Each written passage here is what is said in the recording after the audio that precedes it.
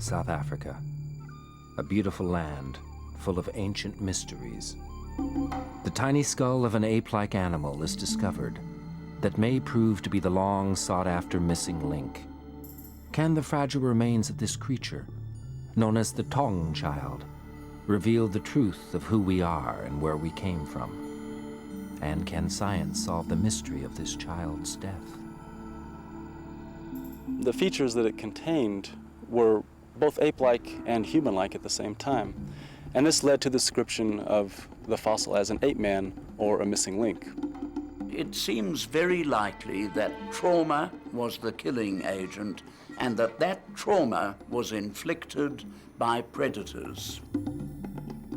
The Taung Child would have been vulnerable to leopard predation and the predation of saber-toothed cats.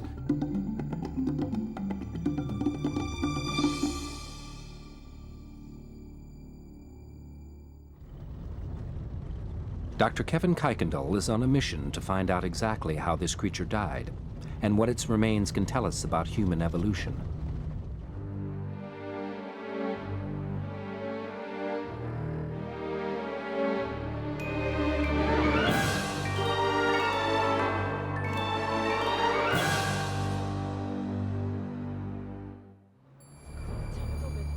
South Africa is a land of contrasts. Cities bustling with life, shops, marketplaces, and businesses. Yet far away from modern human life are vast sweeping savanna lands where the big game stalks. Cheetah, lion, hyena, leopard. And above them birds of prey, all hunting and scavenging for food on the veldt, once the dwelling place of great tribal warriors. This is a place with a long history, and amongst these dusty plains are hidden clues which could unlock the secrets of mankind's earliest beginnings. Millions of years ago, climate changes reduced the great forests, and the sweeping plains of Africa that we know today were created. At this time, the first footsteps were taken by our earliest ancestors. One of them was the Taung Child, a youngster whose premature and violent death is shrouded in mystery. Dr. Kevin Kuykendall, an anatomist from Arizona, has been based in South Africa for 9 years, studying fossil remains of ancient primates. He wants to learn more about the life of the so-called Taung Child and examine the evidence that may reveal details of the Taung Child's death. The Taung Child fossil preserves many features that give us clues to the way in which it lived. But one of the mysteries that remains is the nature of its death. And so the question I want to investigate is, how did the Taung Child die?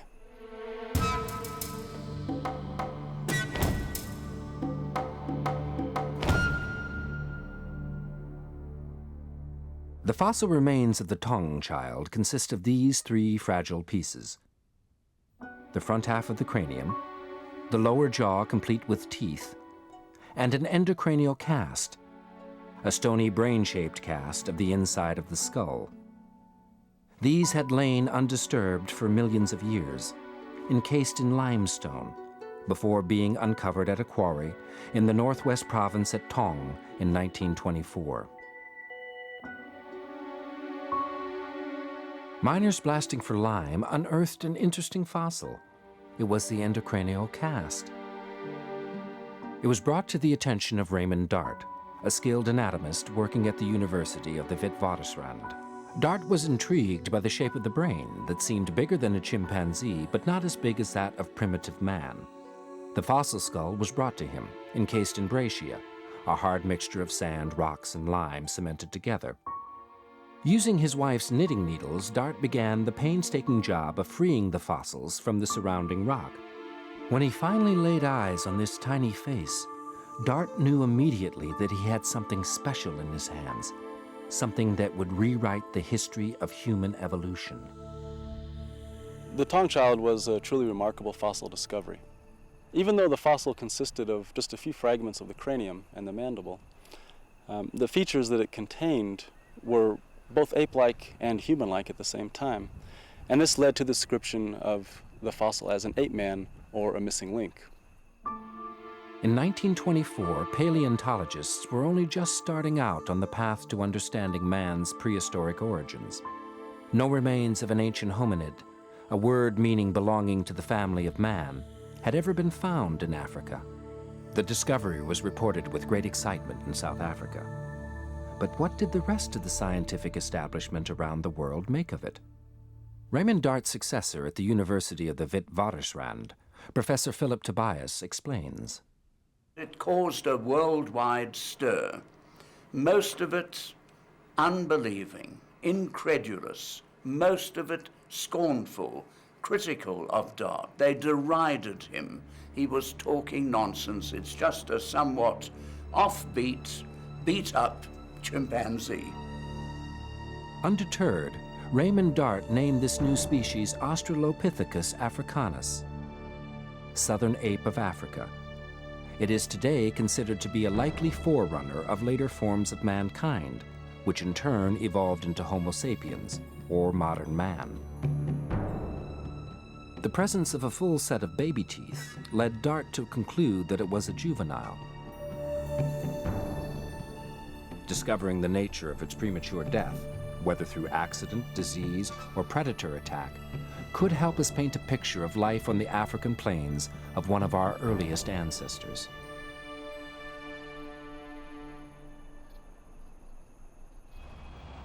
Much of the most important study of human evolution has been done 20 miles away from Taung in Johannesburg, South Africa's commercial and financial center.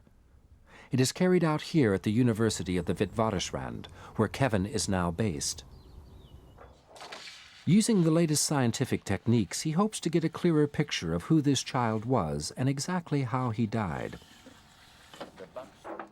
As guardian of the priceless Taung specimen, Professor Tobias has invited Kevin to study at close quarters the original Taung fossil, which is rarely removed from the department's safe.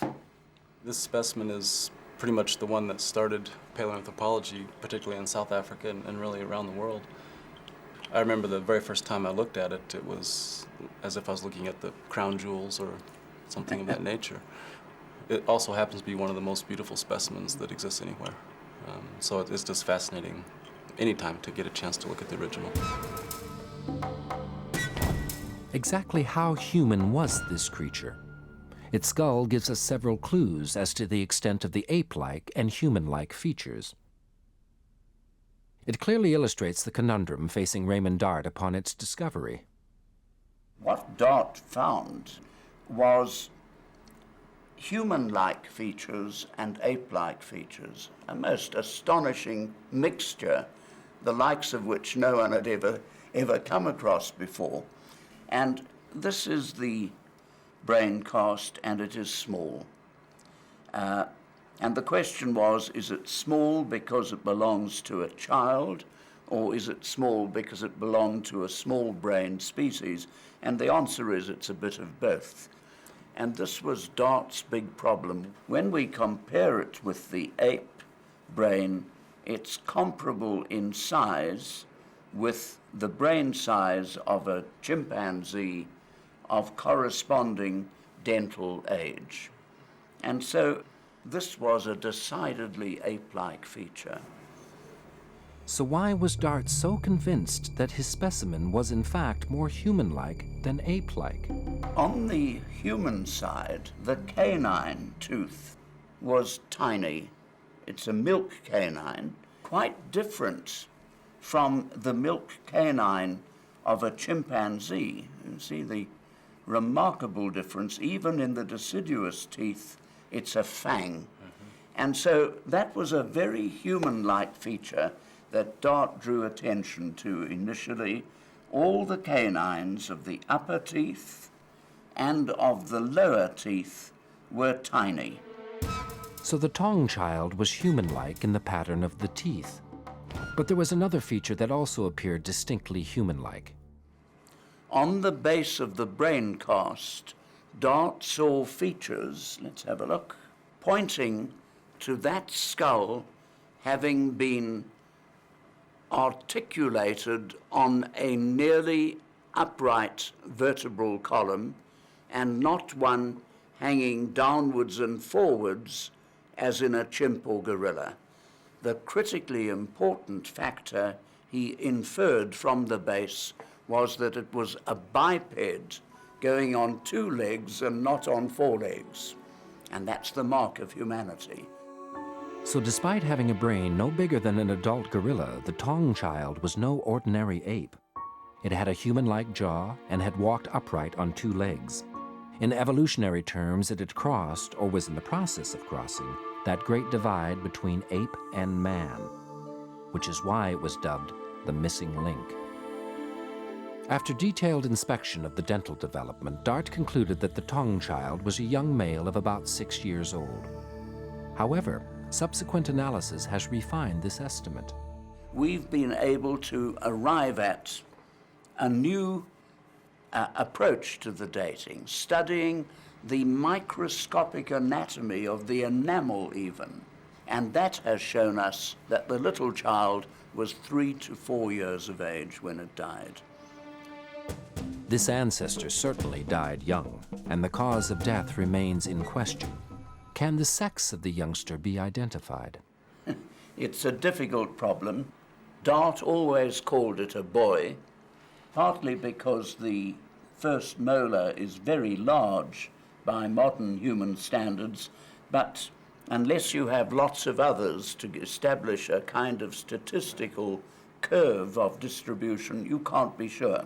In fact, in geological terms... So the youngster's sex remains a mystery, and so does the cause of its premature death. Was it accident, illness, or disease that killed the Taung Child? Kevin's search for answers takes him half an hour's drive away to South Africa's political and administrative capital, Pretoria. He's here to visit the Transvaal Museum of Anthropology and Geology, which houses a vast collection of natural history exhibits. He's been invited here by principal researcher Dr. Francis Thackeray to study the hominid fossils discovered at other archaeological sites. From Stokefontein, we have a relatively large sample of Australopithecus africanus now, and we've been able to establish that these were omnivores. They were eating both plant food and they had access to animal protein.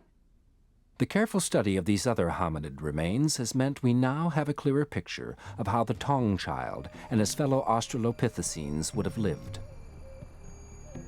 If one imagines what might have happened in the day of an Australopithecine 2.5 million years ago, one can imagine them getting up in the morning as temperature rises at sunrise, and they may well have scavenged the carcasses of wildebeest and hartebeest. They might also have been digging for termites. We know that the bone tools were used for opening up termite mounds. They may well have also hunted. Obviously, small prey may have been accessible, but very likely scavenging was an important mode of getting access to protein. The life and times of the Taung Child are becoming clearer, but can these other fossil remains, many of which also appear to have suffered premature, sometimes violent deaths, give us any clues as to how the Taung Child died? From Swartkrans, we have this specimen. It's called Australopithecus robustus, and you can see very clearly there are 2 puncture marks there, and the distance between holes matches very closely the distance between the tips of the canines of a leopard. So this is strong evidence of what happened on one day, approximately 1.5 million years ago, and it's entirely possible that the Taung Child was also susceptible to carnivore predation. So perhaps the young 3 or 4-year-old Taung Child didn't die of illness or disease. Perhaps, like many of its relations, it suffered a horrible death at the jaws of a big cat. Kevin wants to discover the extent to which hominids were routinely hunted and killed by predators, and whether this could have been the fate of the Taung Child. For this, he needs to study other examples of this species. About 250 miles from Taung are the Sterkfontein Caves, a World Heritage Site, where visitors can experience the anthropological treasure house of the world and imagine their earliest upright walking ancestors roaming and hunting across this landscape. Here, many more Australopithecus africanus remains, the same species as Taung Child, were discovered in the years following Dart's studies. By examining these, Kevin can get a clearer picture of the life and death of the Taung Child. Kevin explores the site with Professor Tim Partridge of the Sterkfontein Research Unit to find out why these caves have provided us with so many hominid remains. The circumstances of preservation here are very special. These are dolomite caves, rich in calcium carbonate, and as the fossil material finds its way into the caves, together with soil and other debris, they are replaced molecule by calcium carbonate, which is a very hard material. So that helps the preservation process. And how is it that those particular specimens actually got into the cave fill? Some of them were dropped in the vicinity of the mouths of the caves by predators and scavengers and found their way into the entrances. Others fell in through deep shafts, cave in that case acting as a death trap.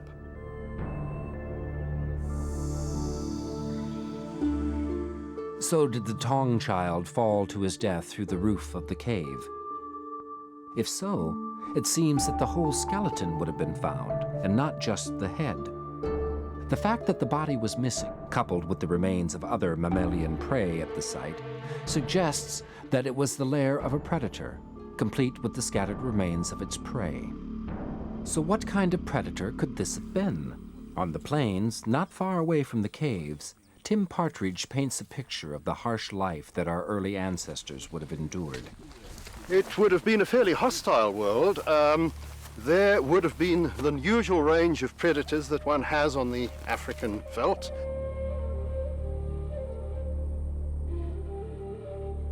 And it is thought commonly that leopards were among the most dangerous of the predators for these early hominids. But other evidence also suggests that eagles and one or two other creatures, such as the long-legged hunting hyena, might well have been implicated as well. It now seems almost certain that one of these predators dragged the child into the cave at Taung, where its skull was discovered amongst the scattered fossil remains of baboon and antelope. And is there any evidence amongst the dozens of hominid remains found over the years at the Sterkfontein caves that can help us date the Taung Child more exactly and find out whether it really was the missing link?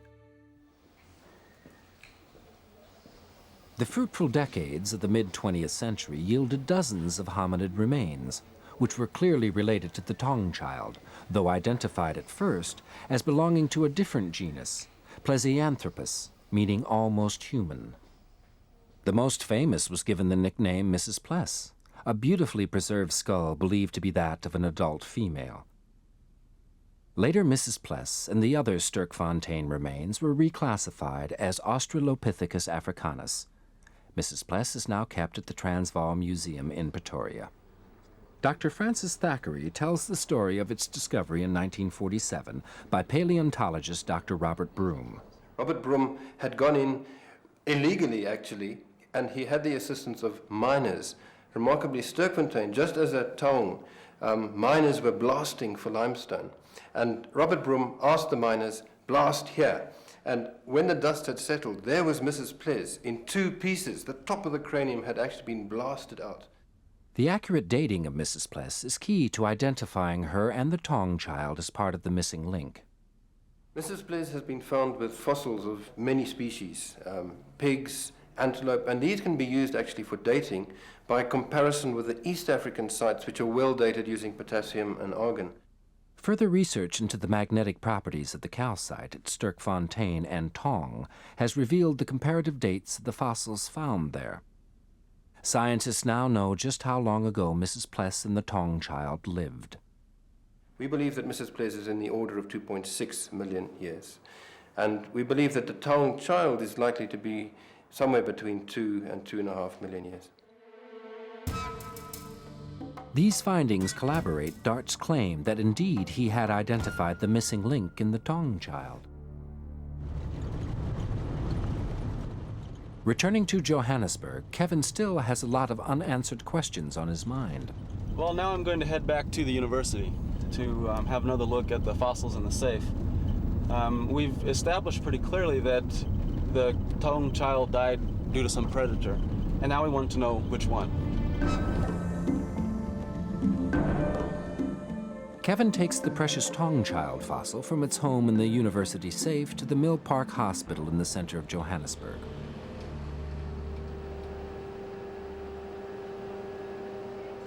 Here, the different pieces of the fossil are scanned using the latest CT technology. Kevin is looking for any evidence of predator attack. The skeletal fossils show no such signs. However, the fossilized endocranial cast, representing the shape of the empty brain cavity, reveals some interesting indentations on the top and to one side. These will be examined by CAT scan. Well, the advantage of using a technology like CT is it allows us to essentially dissect the specimen without causing any damage to it. And that's really the critical aspect for analyzing fossils, because we don't want to damage them. The CAT scan allowed the scientists to visualize the internal structures and to create 3D reconstructions of the Taung Child's face, jaw, and endocranial cast, but didn't enlighten them further on the cause of death. Kevin seeks the opinion once again of Professor Philip Tobias. He provides a dramatic hypothesis to explain these small depressions. Just lift that a little. Yeah. Between the four depressions, we've got the possible marks of a four-taloned eagle claw.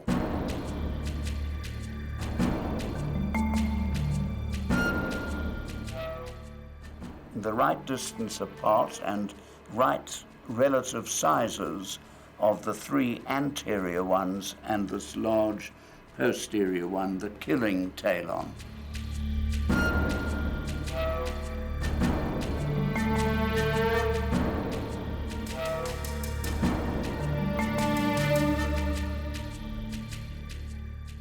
And so there is evidence there which seems to support the theory put forward by Berger and Clark that an aerial predator, not a terrestrial predator, namely a raptor like a big black eagle, could have carried it off, shook its head off from the rest of the body, and been responsible for getting the head of the Taung Child into that area. This is by no means a far-fetched idea. There have been modern-day reports of eagles attempting to carry off small children. In August 2001, on a crowded beach in New England, an eagle swooped down, grabbed a child's head in its claws, and attempted to carry it off. So that kind of behavior is with us today on the part of raptors. Could it have had a 2.5 million year history, that sort of behavior, of which this is a spectacular and tragic example?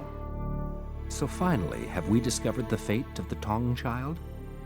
Perhaps as he foraged on the open plain, he was attacked and borne aloft by a huge primate-eating eagle, his body shaken free and his head carried off to a cave. Kevin is left to contemplate this horrific possibility. I'm still a bit skeptical. The marks on the brain cast could perhaps have been formed by other factors. Perhaps something relating to the blasting that uncovered the skull in the first place, or some other preservational factor that resulted in the brain cast itself. So perhaps this answer will remain a mystery. So for Kevin, the exact nature of the child's death remains inconclusive. However, he is certain of one thing. Today, millions of years after the small hominid child met his end, its amazing fossil continues to play a crucial role in our understanding of human evolution. In the early 1980s, outside a small rural village in northern France, archaeologists on a routine dig unearthed a spectacular and macabre discovery. Thousands of human bones, Experts believe they were the remains of hundreds of Celtic warriors, slain in battle, and buried together with their weapons in some sort of ritualistic display. But most shocking of all was the realization that these men were all headless. It was apparently the scene of a mass decapitation. We're not just looking at a scene of barbarism and big piles of bodies left after a battle. There's something else going on. Clearly, this monument is tremendously important to a large community over a long period of time. We're looking at something which is designed to make a big statement. It's right on the top of the hill. It dominates the landscape. English archaeologist Martin Brown is intrigued by this mystery. He's traveled to France to discover what is behind this extraordinary collection of bones. Who were these ancient people? Why had they been decapitated? And why had their headless bodies been arranged together in such a bizarre fashion?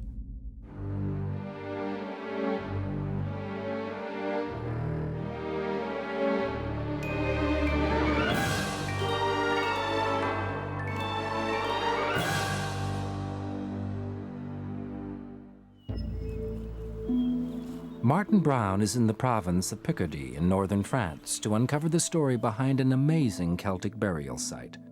Just outside the small village of Ribemont, an archaeological excavation yielded the largest collection of Celtic bones and weapons ever found in Europe.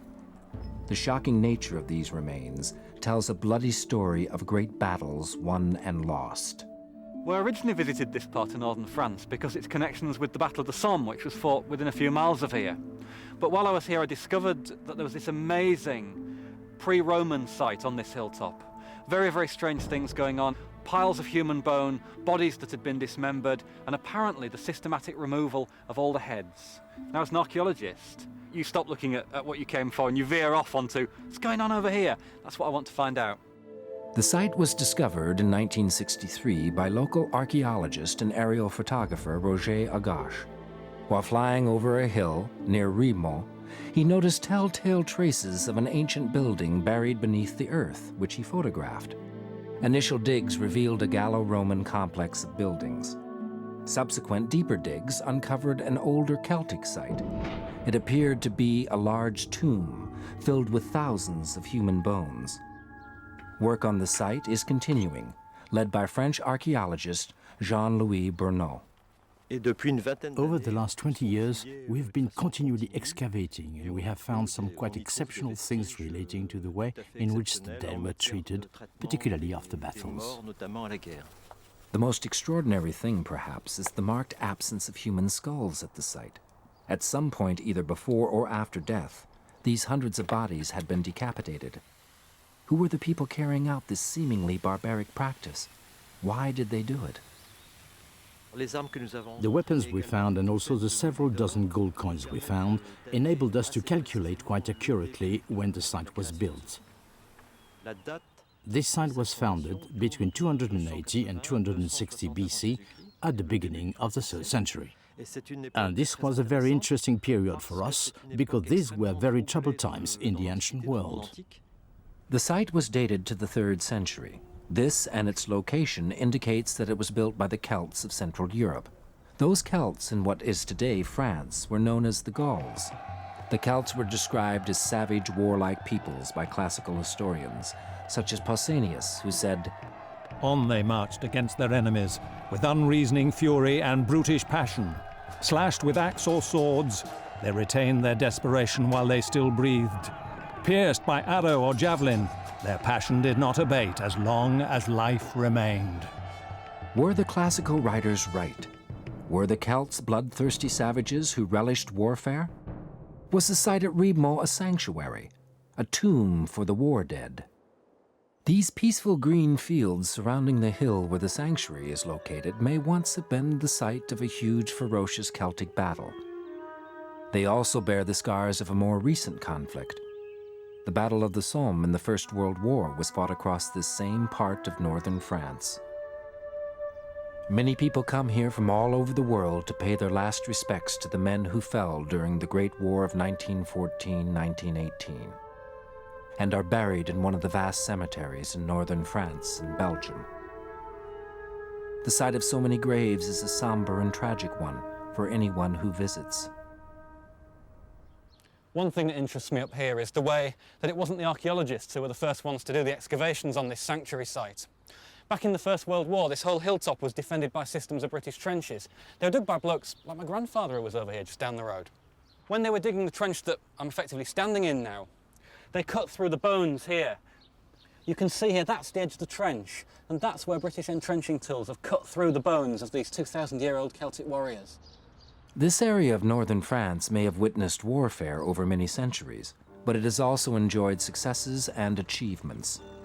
Many of its pretty towns and villages have a long and vibrant history, reflected in their fine architecture.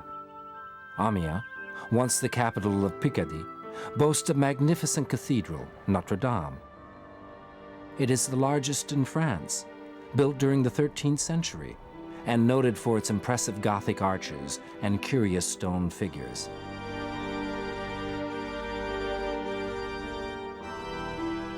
But in contrast to the wonder of monuments such as these in Amiens is the surrounding countryside that is steeped in the blood of fallen warriors. A significant number of these warriors were buried at Ribemont.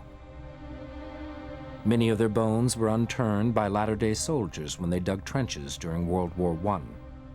But it wasn't until 1982 that the first human bone was scientifically excavated by archaeologists.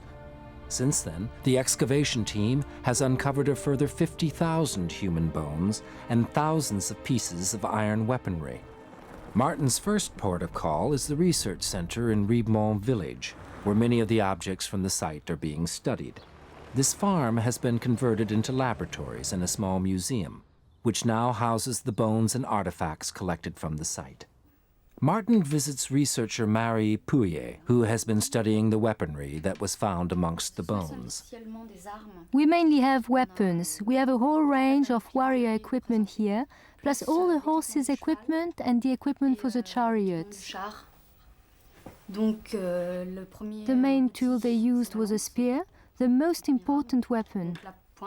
So this is a spearhead, which would be fixed to the shaft with a nail. And then we have the shield. And this is a shield groove and what we call a handguard, which protected the warrior's hand from the other side. And this is another good example of the craftsmanship. Very, very nice decorative work on there. And here we have a sign of a fight. These are where it's been struck? Yes, most probably with a club, a wooden bludgeon, because the marks are curved. These crush marks here where it's been... Yeah, and then this of course is the top of the scabbard for the sword. You would put the sword in here and take it out. And it's interesting because it has this decoration in it here, which would have carried on down there. The warrior carried a sword slung from a waist belt on the right side, as well as a spear. These weapons must have been used in the battle at Ribemont, the instruments of death for thousands of Celtic warriors. They may also have been used to decapitate the bodies. Can forensics shed more light? Anthropologist Sandrine Thiol is examining the remains to establish whether or not this is indeed a collection of warriors. What we did was to take 5 measurements across the pelvis, and this was done on bones found at Ribemont, and each time we found that we were dealing exclusively with men. By studying the tibia, the lower leg bone, it is possible to assess the age of the deceased.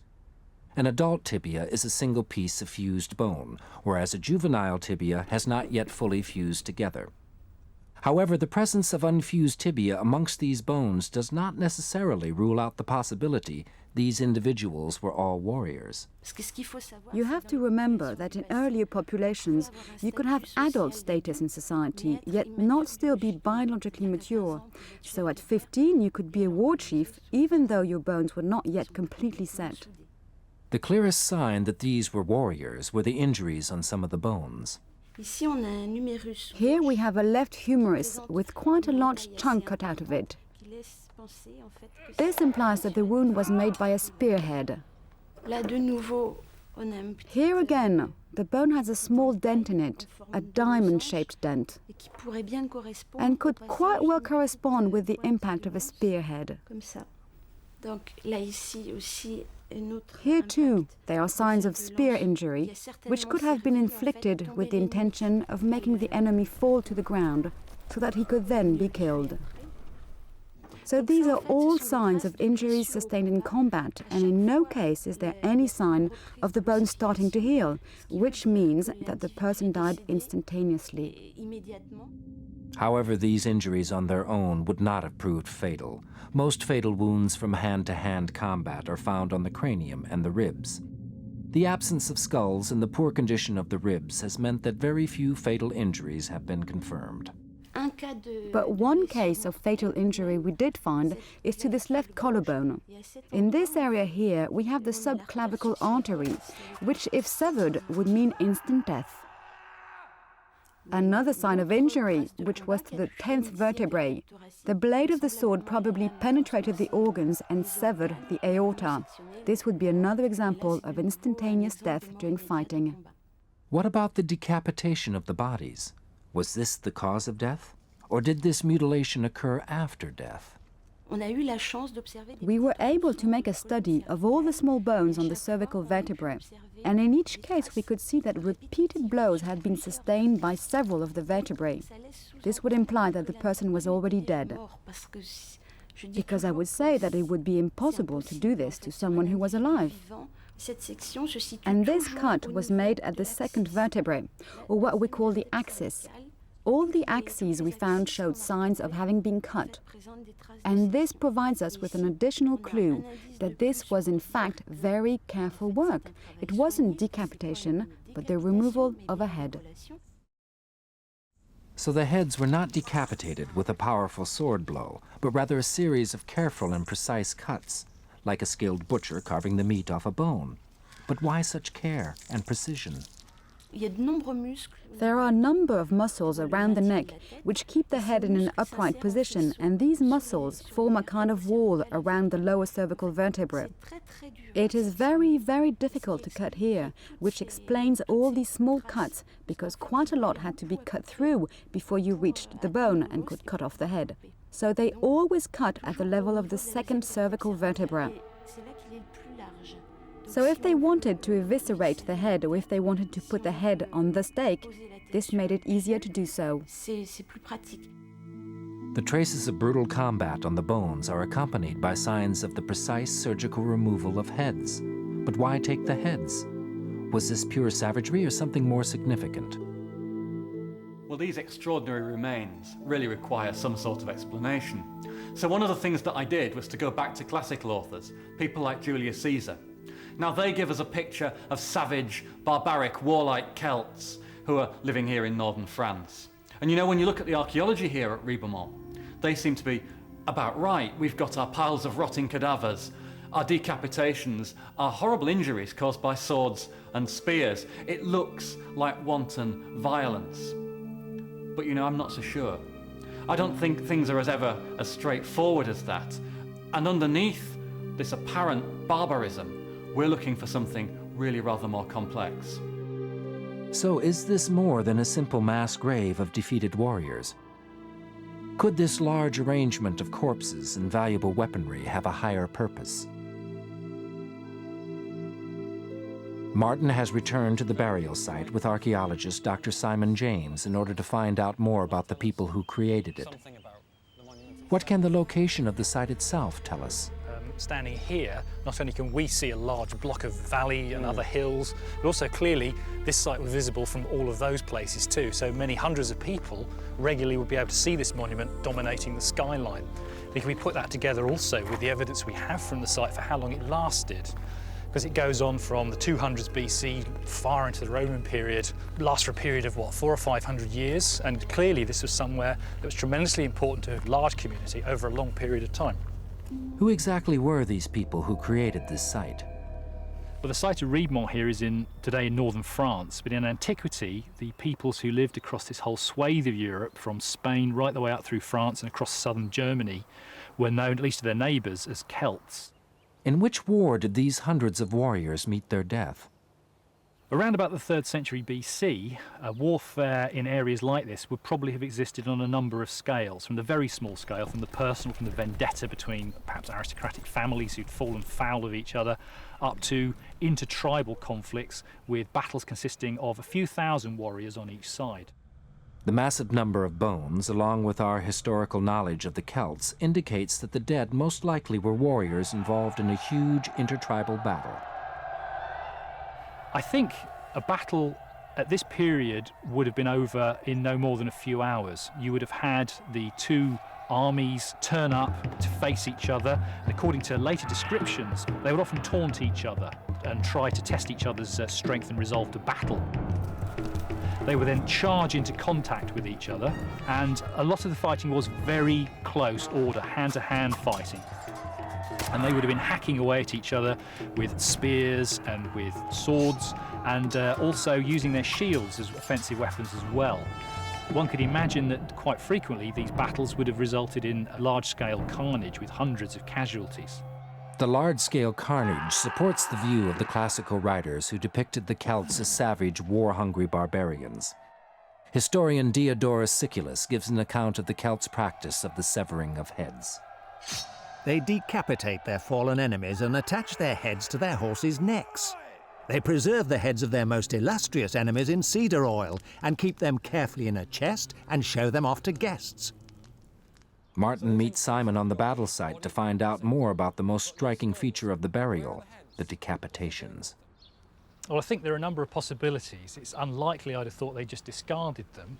I think the most likely explanation would tie together with the descriptions we have from classical writers who talk about headhunters, individual warriors taking the skulls of individual vanquished foes, and they would actually take them home and keep them actually as souvenirs and as physical expressions of their own individual bravery in battle. So why the head? Well, I think there are two main reasons. One is fairly obviously that this is the most recognisable part of us, and if you have beaten a particular famous warrior, what greater and more irrefutable evidence could you possibly have than actually taking their head home? I think the other angle on this is that the Celts seem to have believed that the head was the site of the soul. So by taking somebody's head, you didn't only take away their life, you also seized control of their spirit. There might have been a religious or ritual purpose behind the mass decapitations. So is it fair to call this behavior savage, as the Roman and Greek historians did? Scholars argued whether or not this might just be negative propaganda. After all, can you trust a description of an ancient people which has been written by their enemies? And yet here is proof which appears to confirm the reports. So were they barbarians? What we have here apparently is a great monument of human savagery. And it would be easy to dismiss these people as simply horrendous barbarians, but I think that would be a major misreading. It's clearly something that's been put together by a sophisticated society, a group of people who have come together in mass action. They've established an army, they fought a battle and they've won. So you have here a pretty rich and complex society in a populous landscape which was farming very effectively. And it did occasionally commit what we would regard as horrendous acts. But of course, we would not like our own society to be judged by solely the results of its wars. A distinctive feature of Ribemont is that the dead warriors were not simply cast arbitrarily into a mass grave. Their bones were arranged in a deliberate pattern, which may indicate it was part of a ritual or religious activity. Martin is keen to find other evidence that this was a religious sanctuary. One particular concentration of over 20,000 bones appears to have been formally arranged into some form of three-dimensional structure. The iron weapons amongst the bones indicate that they may also have formed part of the structure. This and the location of the site leads Martin to only one conclusion. Well, it strikes me that we're not just looking at a scene of barbarism and big piles of bodies left after a battle. From what I've seen on site and talking to people, there's something else going on. It's right on the top of the hill. It dominates the landscape. You've got these arrangements of bones. You've got the weapons in amongst them. Whatever's going on here, we're looking at something structural, something built, something which is designed to last and make a big statement that can be seen from miles and miles around. It appears that not only were the heads possibly removed as battle trophies, but a large display incorporating headless corpses and weapons was constructed most likely as a means of commemorating a great battle. Martin discusses this theory with Jean-Louis Bruneau, the leader of the excavations at Ribemont. After a battle, there was a problem of what to do with the bodies of both the defeated and the victors. The Gauls would systematically decapitate the enemy immediately after they died and then keep the head for themselves. But the body, the weapons and all the enemy's worldly goods would be returned to the gods. This offering of defeated headless warriors was displayed in a large wood-built quadrangle. When the wood decayed, the bones and weapons collapsed. In another enclosure, Bruneau and his team discovered a second intriguing arrangement of bones. They were all aligned to one another, and there were only the bones of limbs, arms and legs. They formed a square, so during the course of the excavation, I realized that it was actually a low wall built in the shape of a cube, built entirely of bones. This structure could have functioned as a kind of temple altar, a place where blessings and offerings would have been made to the gods. It is assumed that the thick walls consisted of the bones of the slain enemy, but a new theory is coming to light which challenges this. The bodies of the victors as well as the vanquished would have had to have been dealt with. But how? Et c'est probablement le rôle de cet enclos que l'on a découvert. Another probable role of the enclosures was that of honoring the deaths on the victor's side, by giving them a sort of funeral rite with a sacrifice. Accompagné de sacrifices. And just behind us, you can see a deep ditch with a room which would have been where the altar was. And it would have been on this altar that they would have slaughtered several dozen bovine animals, sheep or pigs and so on, in honor of their heroes' deaths. These latest human bone discoveries by Bruneau and his team are accompanied by animal bones, some of which bear the marks of having been burnt. What does Martin make of the new evidence? The latest evidence is that there are now 2 lots of bones, and some of them have got offerings amongst them. So are we looking at the winners and the defeated? But neither have got any heads. So this head removal is not just some sort of macho statement.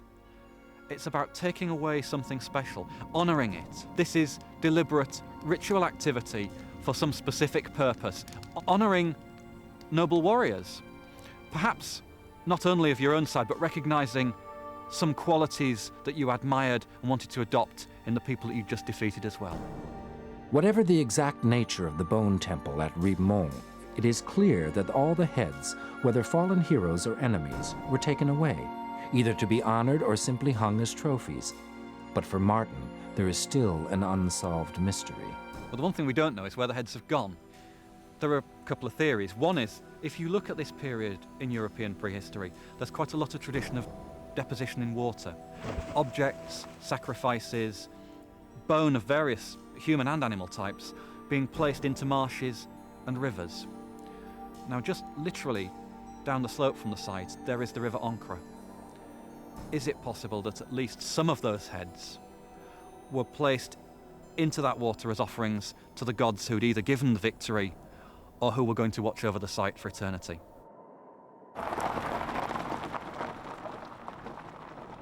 Less than a mile away is another memorial to the war dead, those who fell at the Battle of the Somme during the First World War.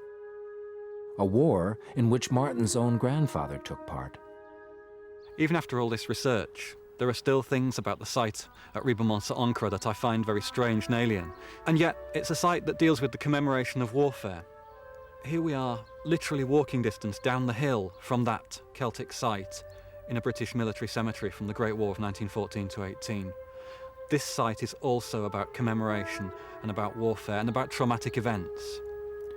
These sites are perhaps 2 sides of the same coin. That was their way of commemorating their dead, and this is ours. A gloomy autumn in a deserted, lonely corner of Britain. This place was possibly once the scene of a dreadful event. Here, a woman may have faced a cruel and frightening death. Why? Who was she? Was she being punished? What had she done? Was she being murdered? 2,500 years later, when her remains were discovered, archaeologists ask, what happened? I'm sure it wasn't a pleasant death. The individual appears to have been thrown unceremoniously into the grave. So this is a unique discovery. To my mind, the mystery doesn't surround the individual, it surrounds the burial and everything that goes with it. The case of an Iron Age woman buried in suspicious circumstances is possibly one of the greatest murder mysteries ever investigated. Andy Chapman, a Northamptonshire archaeologist, came across the body during a routine dig in 1996. At first, there seemed to be nothing unusual about the burial, but soon the alarm bells rang, and Andy realized he might be dealing with a case of murder.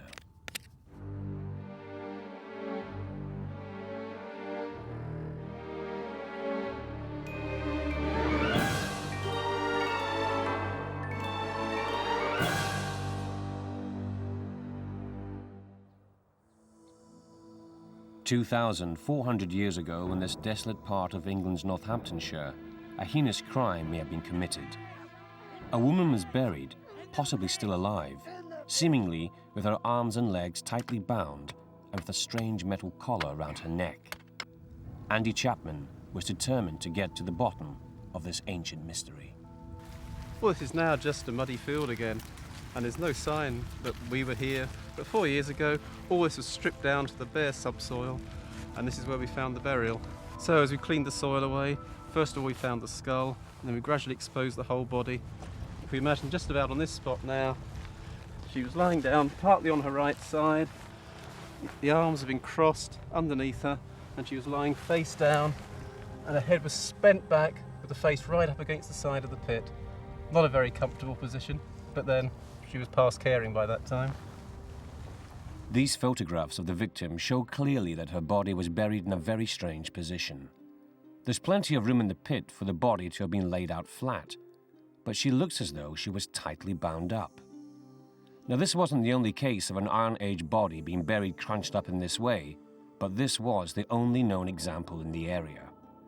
And the position of her head suggested that she was alive and struggling for breath.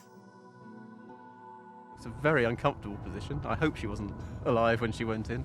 As a result of that, most of the facial bones have gone. They've been crushed. Whether that happened before death or after death, we can never be certain. When Andy Chapman first saw the skeleton, it certainly looked like the victim had suffered a very frightening death. This was a puzzle for the archaeologist. The local press got very excited about the find. Journalists concluded that the body must be that of a witch.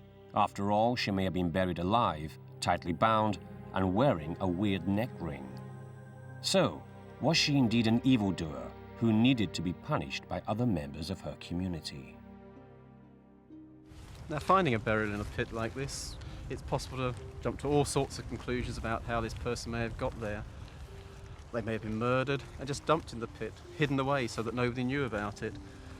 They may have been buried alive, they may have been sacrificed and then buried afterwards. All we've got is a few bones to go on. We've got a hole in the ground and a heap of bones. But the whole point of the object is to try and reconstruct a story of how did this person really get here. In order to find out exactly how old the bones are, Andy Chapman sent samples off to be radiocarbon dated. The results showed that the woman lived during the Middle Iron Age, around 400 BC. The skeleton was found in a remote part of England's East Midlands, on a hillside overlooking Northampton, a settlement that's been inhabited since prehistoric times. It blossomed in the 8th century, and by medieval times, it had become renowned for its shoemakers. During the Iron Age, there would have been just a scattering of small farming settlements here. Living in the raw of nature, life was harsh and death frequent. So how did these Iron Age Celts see death among their own peoples? Iron Age skeletons are extremely rare finds. During this time, the dead would be cremated or their remains left out to rot naturally. Dr. Andrew Fitzpatrick, an expert in Iron Age religious rites, has a theory on why there was only one body found buried on the hillside. In modern Western society, we tend to think of having one God. in Christianity, there is one single figure.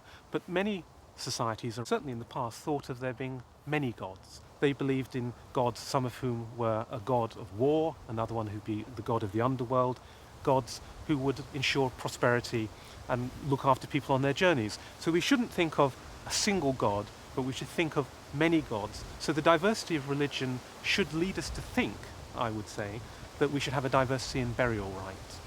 Not all the people who lived in even a small-scale community were selected for burial in this way.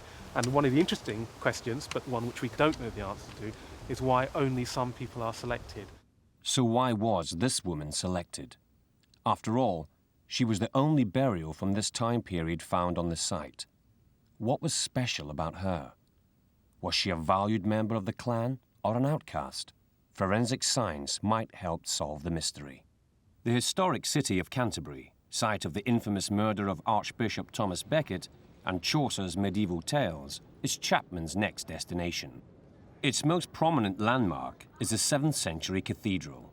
This magnificent monument and the streets surrounding it still exude the atmosphere of Old England.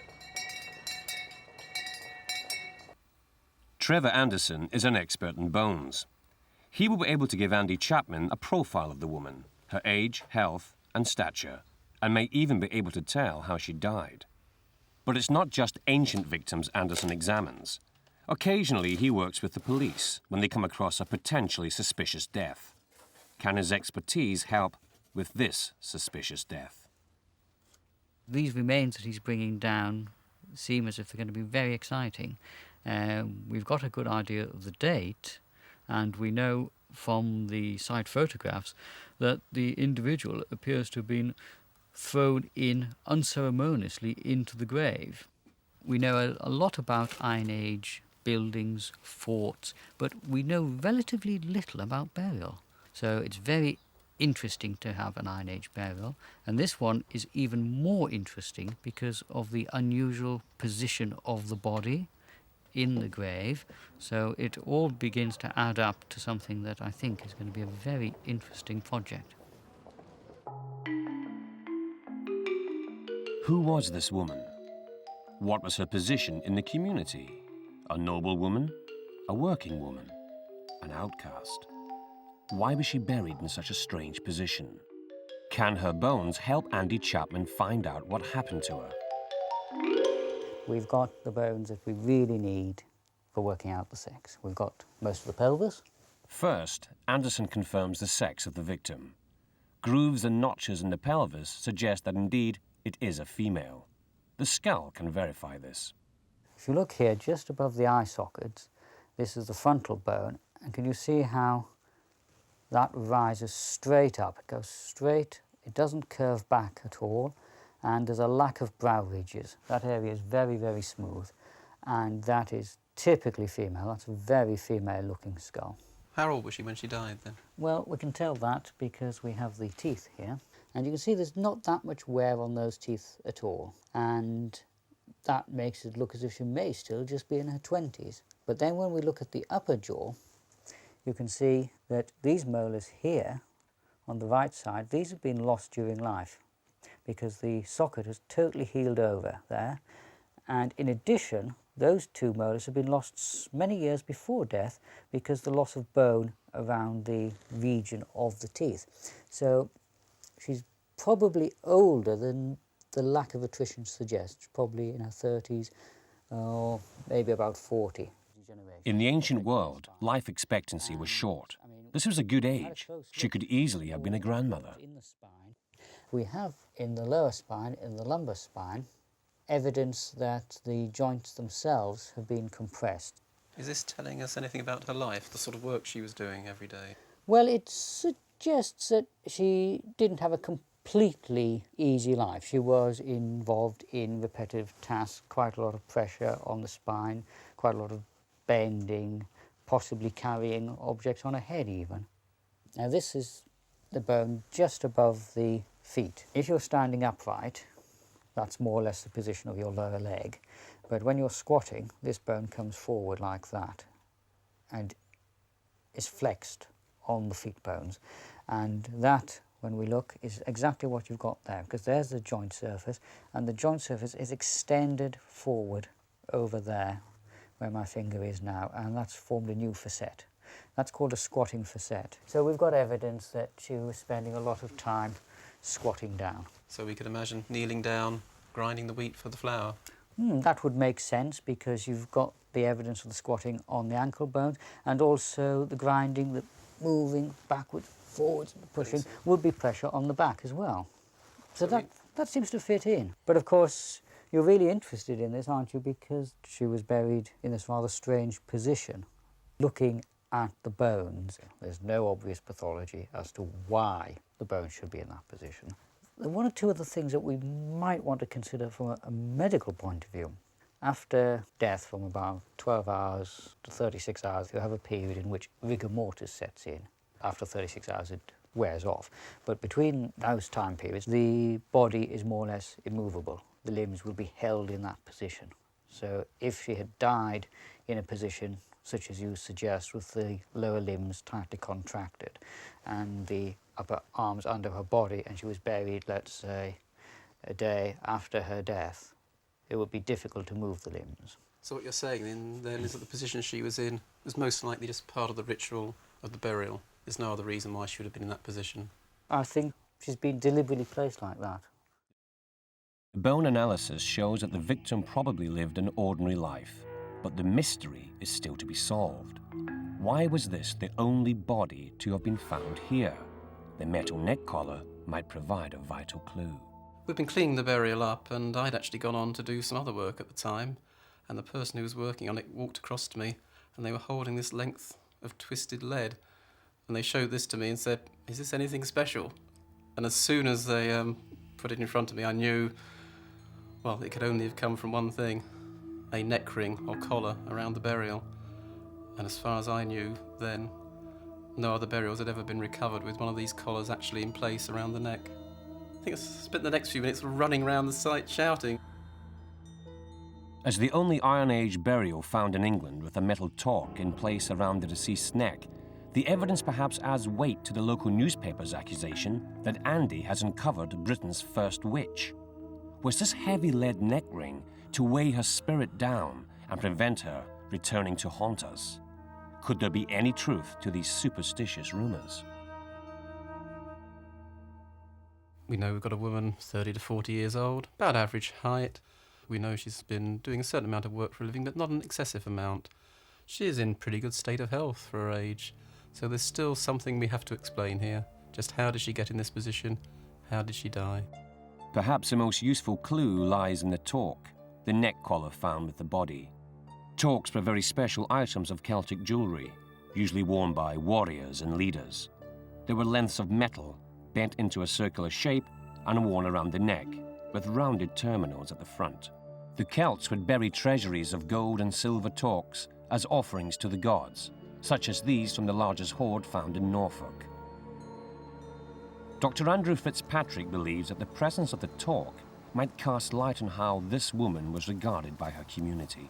The way these things were used were to display status. But we also find ordinary people with torques around their necks throughout the Iron Age for a period of 500 years or so. That's quite a long time. It's like almost from the time of Christopher Columbus to the present day. But within that period, the meaning and usage of torques changes. So they start off, I think, as being very high status objects, then they become a bit more mundane, and then later on, I think, they become a sign of a god. So they're obviously something which the Celts felt brought great powers to them. And that may be quite important in trying to understand why the lady who is buried in the settlement just up behind me here had a neck ring. Maybe she was very important and she was very highly regarded in her society. If torques were associated with status and divinity, was the burial a religious rite? Exactly what kind of importance did the woman have? Her torque was strange, different from others found, made of lead, broken in two, and positioned back to front. Chapman took it to Butser Ancient Farm in Hampshire, an Iron Age working museum, to get some more clues. Oh, David, there's the torque. Oh, lovely, yes. David Freeman has studied Iron Age metallurgy. Perhaps he can help solve the puzzle of why the torque was broken in two and worn backwards. So there's a number of interesting aspects about the torque.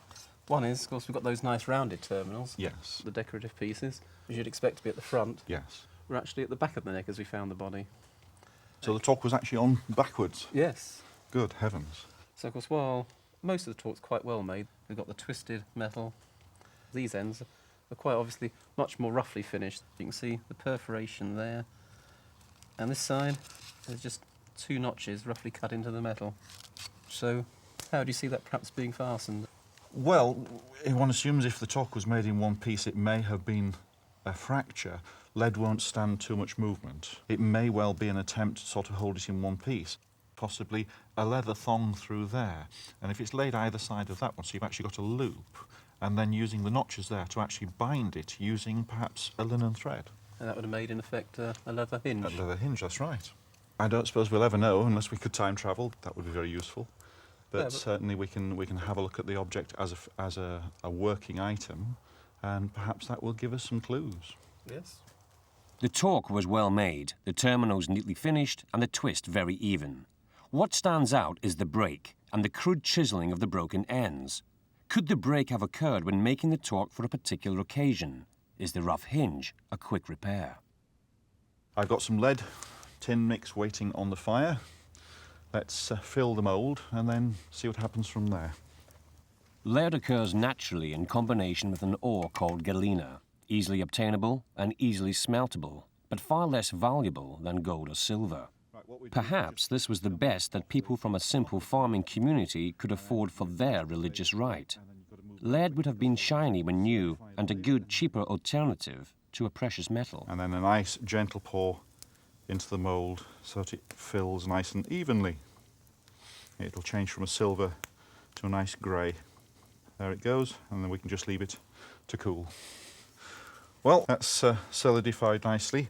What I'm going to do is lever it out from the end very gently, lift it without trying to bend it too much. In Celtic societies, the smith was amongst the most highly honoured of craftsmen. The art of changing dull ore into shiny molten metal, which hardened and could be fashioned, was magical, alchemical, considered a divine art. Okay, twisting. I'm going to cheat. I'm going to use some spanners, and I'm also going to use some pieces of leather in the spanners themselves so that we don't mark the lead any more than we have to. Right, here we go. Yes. There we go. Question of whether we can get an even twist. Oh, it's going nicely at this end. Yes, there's a lovely twist developing there, look. But, of course, on yours, we've also got something else, which is the rounded ends. And to do that, we need a hammer. Now, again, this work hardens it as well, so we've got to be a little bit careful. You see, that's beginning to round off. If you take a little bit of time, eventually you will end up with a nice round end on your terminal. But how did the victim's talk break? Was it deliberate or an accident? Now, the next stage is the most critical of all. What we're going to do now is bend it that way to become talk shape. What we do is very gently, a little bit at a time. There you go, look. The position of the fracture in the new talk is remarkably similar to the one in the original. Now, before that actually drops into 2 halves, give you a chance to handle it. You can see the problem immediately. Because we've work hardened it, we're already developing a fracture in the middle. But if you would like to just try to bend it very gently, just to take that final fracture out into 2 halves. It won't take very much pressure, just gently push together. Now it's gone, look. You can turn that over and have a look. There's the fracture, and with very little more effort, gone. It's as simple as that, yeah. But not quite exactly. But not quite exactly. Just like the one just like the original. So there's our excavated one in its 2 pieces, and there's the one you've just made. Yes. In its 2 pieces. That's right. After breaking. So the talk, a sacred item, could have been specially made for a religious event and broke in the manufacturing, as this one did. The rough hinge could be a hasty repair done in time for a special event. But what exactly was the event? A murder? A religious ritual? Or the punishment of a witch? I didn't believe she was a witch at all. Using a term like witch, which comes out of medieval Christianity and has all these problems of post-medieval Christianity as well, with witchcraft and so on, I don't think it helps us at all in trying to understand the way people lived in the Iron Age And I think general opinion is that virtually all these burials are ritual sacrifices of some sort. Dr. Fitzpatrick is an expert in Iron Age burial and ritual sacrifice, so Andy Chapman has invited him to the scene of the crime to ask his opinion.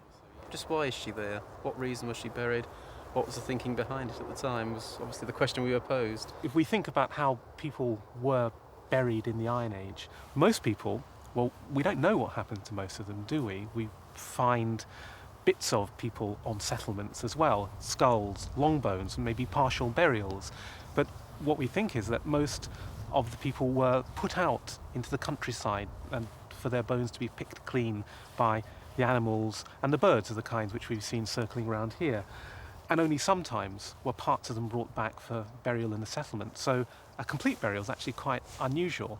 We're still left with this question of just what happened at her death. One idea that I've been playing with is that perhaps she was a sacrifice, possibly it was a time of need. Their crops had failed, their animals were dying, so she may have been perhaps even a voluntary sacrifice to help ensure the life of her grandchildren. I'm not sure I agree with you there. I think sacrifices are very rare at this time. We know that they happen, we can identify them in certain places, maybe to bring good luck to that settlement. So sacrifice can have many different roles in trying to see into the future, to thank the gods, to try and bring more powerful magic to your settlement and to your people, and sometimes to say sorry to the gods. So those kind of contexts are quite clear to me as an archaeologist. I'm not sure that this is particularly unusual, and I wonder whether the talk really tells us this woman was very important and much loved member of her community, rather than she was deliberately killed. So another way of looking at this burial is that perhaps this woman was actually the grandmother of her people. Her children, her grandchildren were there when she was buried, so they're actually burying her with respect as a valued member of the community. Indeed. And that was why she may have warranted such a valuable object in their terms. Of course, it's the mourners who have made this statement. It's what people think about that woman. And if they feel that they regarded her so highly and she was so popular, they may have chosen to put this unusual and rare find with her, but turning it round on her neck so it faced the other way, so that the status which she took with it in life couldn't be carried into the other world with her. It's a really fascinating find. So Dr. Fitzpatrick has introduced the new, less sinister theory, burial, not sacrifice. But Chapman remains suspicious. But while we have this other story now, that she may have been the grandmother who was buried with respect, she still can't just be the average grandmother, because they didn't all end up in the ground. So there's still something more to this story. There's still an extra dimension that we can't account for just from this heap of bones in the pit. Did the victim end up in the ground as a sacrifice to a Celtic fertility god in times of need? Was she buried? Punished? Can we reach any conclusions? So we started our story in a muddy field in Northamptonshire, and there we found this 2,500-year-old burial of a woman buried face down in the pit, very uncomfortable position, with this lead collar around her neck. And as the archaeologist responsible for this find, my job has been to try and find out just why she got there. And the idea that she was a witch is just nonsense, but also clearly she wasn't a murder victim or something like that. She's a ritual burial put in the ground for a special purpose by her people. And I think we must see these people as farmers. They depended on their crops and their animals. If they failed, they died. So I think we're seeing something in time of great need, perhaps famine, drought, animals dying of disease. There was a need to make a sacrifice. So I think here, in a time of extreme danger, perhaps she paid the ultimate price and offered herself as a human sacrifice to help save her children and perhaps her grandchildren.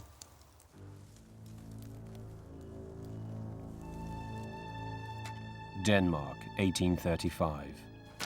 Danish peat diggers make a shocking discovery. They find the petrified body of a woman in a boggy marsh, pinned down underwater by wooden stakes. Was it murder? A hostage? A criminal? Who is the body in the bog? I want to know why this woman was placed here. Is she murdered or is she sacrificed? Well, we don't know whether she was killed first or whether she was drowned by being pinned down. we have some evidence that it couldn't be a strangulation. We're almost able to reach out and touch her and speak to her and say, who were you? Why did you die like this?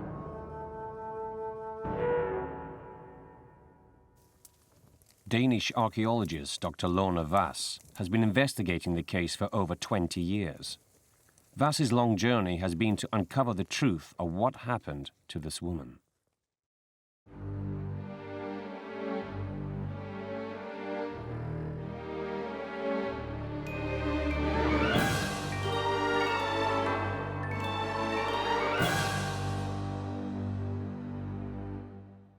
Denmark is a land of contrasts. Watery wildernesses, labyrinths of streams and rivulets, and bustling, beautiful cities such as its capital, Copenhagen. Its most famous son is storyteller Hans Christian Andersen, whose fairy tales have delighted children the world over, and none more so than his most celebrated character, the Little Mermaid. But this is also a country that stands on the shoulders of a rich and intriguing past. This is Jutland, a landscape of marsh, fen, and bog. The land of fearsome Vikings, dramatic Norse sagas, myths, and legends. Here in murky waters of these marshes, hundreds of prehistoric bog bodies have been discovered. Ancient people that met an untimely end. Restless souls. Windows into the past. Forensic science has proved that many of the bog bodies had been strangled or hanged. Many were found with rope around their necks, the likely murder instrument. The question remains, why were they killed in this way and then sunk into the bogs? Bogs are tracts of soft, waterlogged land containing organic acids and hydrocarbons and layers of peat. These chemical properties preserve the soft tissue of any corpse that might end up in the bog. This figure, found in Tollen Fen, is actually over 2,000 years old. His skin is blackened and leathery, and some of his flesh has decayed, but his face is so well preserved you can even see the whiskers on his chin. Does the Tollen man's fate help us solve the mystery of what happened to the woman found in the peat bog? The Tollen man's face is very expressive. His survivors has arranged him exactly like a sleeping person. They also bent his arm and his legs exactly like a sleeping child when they put him out in the bog. If he was a man they have executed because of some kind of criminality, I think that they would just have thrown him out. And that demonstrates for me that he was a sacrifice. The restful position and peaceful face of the Tollen man might indicate that he was a sacrifice dealt with carefully and honorably. But this woman's face surely tells another story. Mouth contorted, eyes bulging, her expression is of sheer terror. The victim was discovered in 1835 by workmen digging a boundary ditch in a peat bog known locally as Gunhild's Bog. Far from the peaceful sleeping position of many of the other bog bodies, she was found pinned down by wooden crooks at her knees and arms.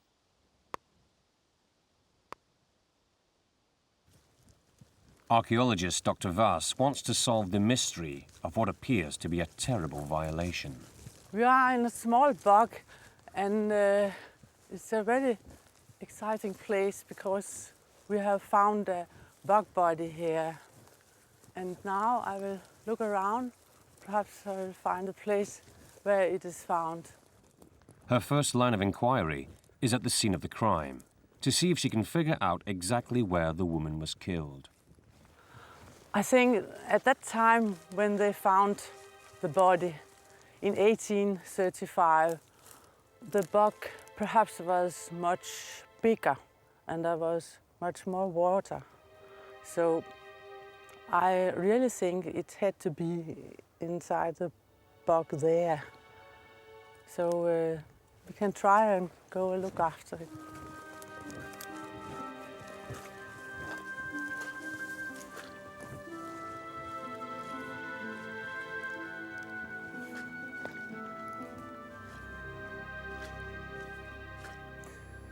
Yes, now we are here at the water, and I think this place has a very strong atmosphere. Perhaps it is the place where this crime or this sacrifice had taken place. The 19th century peat diggers first noticed a human arm and foot just below the water's surface. When they tried to pull the body out, they realized it wasn't going to budge. When they looked closer, they found to their horror that the body had been pinned down in the shallow, peaty waters by wooden stakes. Heavy branches had also been thrown on top of her to keep her under the water. I want to know why this woman was placed in the bog here and why she don't have the normal burial. Is she murdered or is she sacrificed? And why is she held down by sticks? Is she a sort of witch or what is she? To our 21st century eyes, the case of a woman drowned, staked and weighted down smacks of murder most horrid. But who was she? And why was she killed in what appears to be a cruel and calculating way? The next port of call in Dr. Vass's investigation is Vile, a small town in Jutland, about 3 miles from Gunhild's bog. St. Nicholas's Church is the victim's final resting place. Vass believes that a closer look at the body might give her some inspiration. Another 20 bog bodies were found by diggers during the 19th century, when peat was a major fuel source. Most of them were destroyed because of lack of scientific interest in such a quantity of bog bodies. But our victim was preserved because she was thought to be a queen. They decided to take it away into Vejle, the city here, and it was taken to the hospital where the doctors made a very detailed examination of the body. 19th century rumors abounded that this must be the body of a very special person. She'd been found in Gunhild's bog, named after a young 8th century Norse queen who, according to Viking saga, was killed and drowned in the bog by order of the dreaded King Harald Bluetooth. Frederick VI was King of Denmark in 1835, and he ordered that she should be given a royal burial. King Frederick VI decided that he had to honor this old queen. He had been told that this is a body from the Viking age, and therefore he put her in this beautiful coffin and placed her here in the church. The story wasn't properly contested until 1977, when she was radiocarbon dated to 450 BC, making her early European Iron Age, 1.5 millennia older than the Viking queen Gunhild. But thanks to this welcome case of mistaken identity, the victim's body escaped disposal during the 19th century. But if she wasn't the murdered Viking queen Gunhild, who was she? The Iron Age was a time when most people were cremated when they died. A burial of any kind was unusual. First impressions would surely point to a dreadful death. Perhaps murder. Dr. Vass turns to modern forensic scientific analysis in her search for clues. About 35 miles away from Gunhild's bog is a town called Aarhus. Here at the hospital's Forensic Medical Institute, she has come to meet radiologist Dr. Langfeldt and forensic pathologist Dr. Gregersen to see if they can help solve the crime. By analyzing the body as if she was a modern-day murder victim, they may be able to tell exactly how she died. X-rays will help build the picture. There was a vital piece of evidence found with the body that makes Dr. Langfeldt suspect that she didn't die by drowning after all. When the corpse was digged out, there was a rope around her neck. And the question is that lady strangulated or hanged? Now, we can see here between the base of the skull and the first two segments of the cervical column. The first and second segment are completely intact. There are no bones broken, there's no fracture, and that means then she's certainly not hanged by the falling method, but are strangulated. So the forensic evidence is beginning to suggest that there is a high probability the victim was strangled. This adds to the puzzle. Can the pathologist, Dr. Gregersen, corroborate this new finding.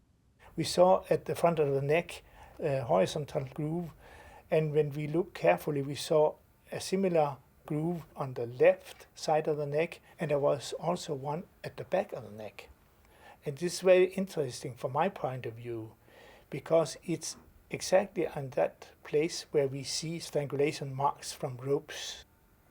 My conclusion is that it most probably is a homicide, and she can have died from strangulation and then placed in the pit bog. But I can't tell you why they did the homicide. The scientists conclude then that this was an ancient homicide. Further scientific analysis may reveal the true nightmare of the woman's death, strangulation or drowning. But what was the motive? Was this murder, or could it be some form of ritual sacrifice? The forensic scientists have since proved that the likely cause of death was strangulation. But the fact that the 19th century scientists removed and destroyed her organs means that a complete picture can never be built by Dr. Gregerson, a pathologist. What he has been able to establish is that she was about 40 years old when she died. Perhaps you can tell me, was she alive when they staked her down in the bog? If we shall see about she had been alive when she came down, we must have the organs to look at. Yes. If she had been alive, I think so the cause of death should be drowning. But we cannot make that diagnosis without organs, and it's difficult also when we have the organs to make the diagnosis drowning. Okay. Yeah. Have you any signs of violence on the X-ray photos? There are signs of violence, but all the signs we have has come after the death.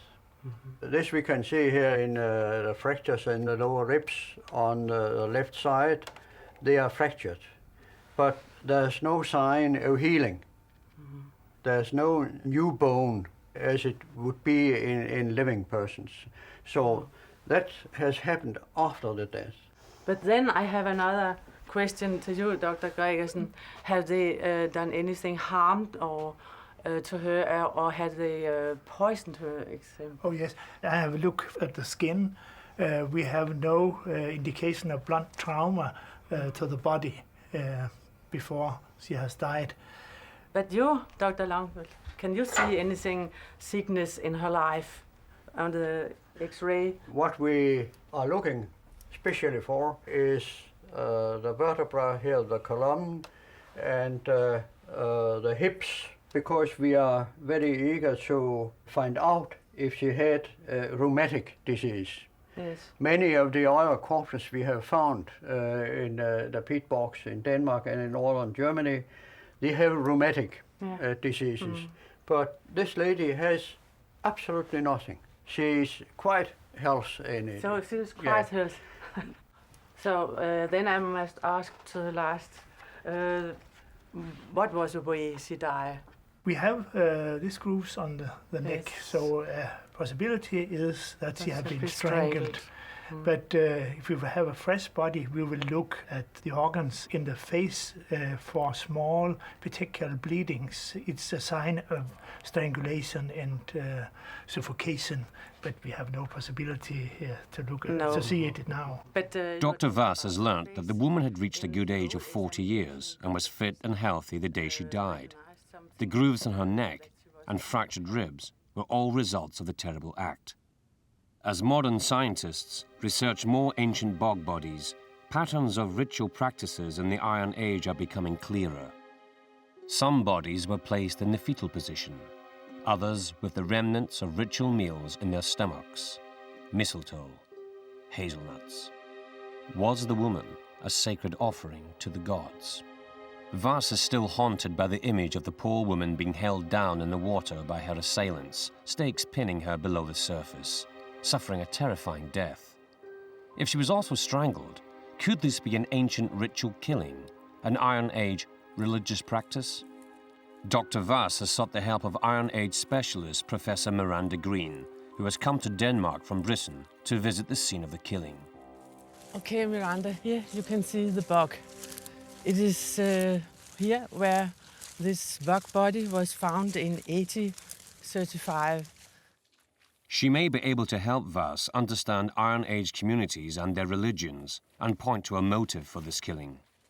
Oh, this is very spectacular, Yeah. isn't it? Yes. Wonderful. Yes. We don't know exactly where this body have been found, but I really think this place is very good here. What kind of community had the woman belonged to?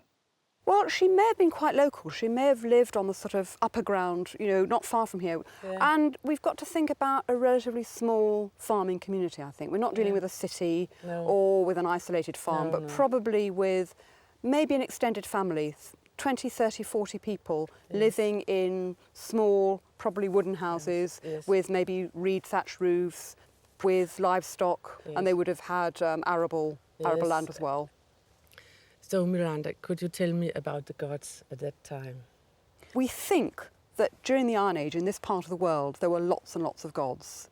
And they would have been mainly to do with the elements, to do with the natural world. Gods of the sky, gods of the sun, and a god of each and every place, and particularly water. Water would have been very, very sacred. And if Our Lady was sacrificed here, then she may have been sacrificed to a particular god or goddess residing or being the kind of personification of this sacred lake.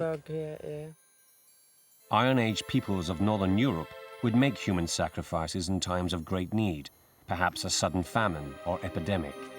Many would have been willing sacrifices, honored by their community as messengers to the gods. Honor or not, it would have been a terrifying death. We have to sort of wonder as to what kind of things were going through her mind. Was terror the most important emotion for her, or was it tremendous pride? Maybe that emotion overrode all the terror. It's difficult for us to think in those terms. Very difficult. But can Professor Green explain why the woman was staked down under the water if she was such a precious sacrifice? I think it goes back to this idea of she being a sacred gift and the bog being sacred as well. So again, she needed to be placed in it. She couldn't float away from the spot where she needed to be. And she needed to be, in a sense, embedded within the great heart of the marsh. And the only way to guarantee doing that is to stake her down. That, I think, you've got to try and build the story, and that seems to me to be as likely as anything, that it is a ritual killing. She was a special person, and she had a very close relationship with the goddess, and she was actually a mediator. She was the kind of link person between the community and the goddess, and by being killed in this way, she may even almost have become the goddess herself and blessed the community as a result. So, far from the idea of a murder victim, she may have been a special person, a precious sacrifice to the gods. To sacrifice someone in bogland would have had a particular meaning to Iron Age peoples. Sometimes bogs look deceptively like dry land, but to take a step onto a bog can be treacherous. The ground gives way to deep watery peat. To the superstitious people of the Iron Age, bogland could have seemed to have a life of its own, like an unpredictable living creature that can look fairly harmless, but can deliver death. This may have drawn people to make human sacrifices in marshes. These peoples also believed that marshes, and water in particular, were gateways to the other world, the land of the spirits and the dead. The gods could come seeping out from the other world. Humans could actually communicate with the gods, perhaps by sacrificing somebody deep down in the heart of a bog. But who was the woman who was sacrificed in Gunhuld's bog? My favourite theory is that she is a priestess, perhaps even the priestess of this sacred site itself, where maybe the community or communities at a time of tremendous crisis, threatened maybe by extinction through famine, through warfare, through disease, the ultimate sacrifice would be to kill ritually the priestess of the god or goddess of the marsh itself. So not only was she a precious sacrifice, but perhaps a priestess. But why was she killed so violently and her body so harshly treated when other sacrificial bog bodies found such as the Taung man here, were gently laid to rest with eyes and mouth closed, seemingly at peace. How will Professor Green react when she sees the Gunhild's bog woman face to face? Will she still consider her a willing sacrifice? This is the first time Professor Green has seen the body, and it's a special moment for her. Gosh, I didn't know what to expect. It's unbelievable. It really is just so mind-bending just to see her like this. Because she's different from how I thought she'd be. She's, in a way, more real, you know? It's just such a privilege to see her, to sort of look at somebody so ancient and probably so special. My goodness, what an experience. Gosh, yes, she's much smaller than I thought she'd be, and her head particularly is much smaller, but it's very delicate. You can see the cheekbones clearly. It's a beautiful skull, actually. She must have been quite a good-looking woman, I think. And she's got delicate bones. She had quite fine features, and one likes to think maybe she was somebody noble, maybe. Somebody who deserved her coffin. Oh, I would love to have met her, you know. What a story she could tell. Amazing. It's important for us to know who she is because this is one of the very few occasions when we're coming directly face to face with our past. We normally can't see the individuals who died in the Iron Age. But this person is immediate. We can look at her, and because she is well preserved, we're almost able to reach out and touch her and speak to her and say, who were you? Why did you die like this? And we are coming to face with the past, but also our own identity in trying to find out who this person was. So, Lona, what did you learn from the forensic scientists? I learned that she was a lady on 40 years old when she died. They couldn't see that she had any sickness in life, but what is important was a groove at her neck and her throat, because it can tell us perhaps that she had been strangled, but we don't know exactly. Right, but still there is a lot of questions we have no answer for. Yes, those questions are going to stay, aren't they? Yes.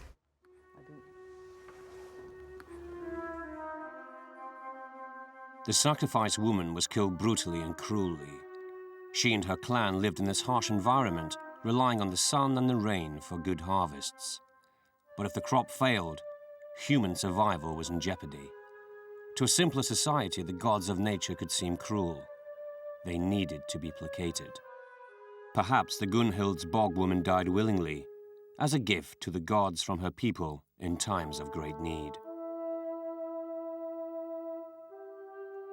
But Dr. Vass's investigation has certainly unraveled a great deal of the mystery surrounding the day of the woman's death. Her journey has given us a fascinating glimpse into the culture and practices of Iron Age Denmark. We now know that the woman's death was violent and terrifying. But this woman wasn't murdered. Her death was no accident. She was a sacrifice to the gods, probably voluntary, an honorable woman, chosen to answer the needs of her people.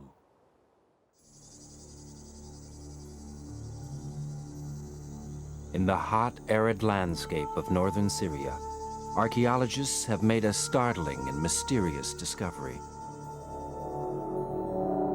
They've uncovered an ancient tomb, undisturbed for 4,300 years. Who are the 8 occupants of this tomb buried with gold and silver treasures? Could this be a royal tomb? Or are they the victims of murder or ritual sacrifice? A young woman and a baby and another young woman and a baby, the symmetry is quite striking. The king could have indicated his victory over his competitors by killing them. It's definitely an injury to a person that occurred very shortly before they actually died.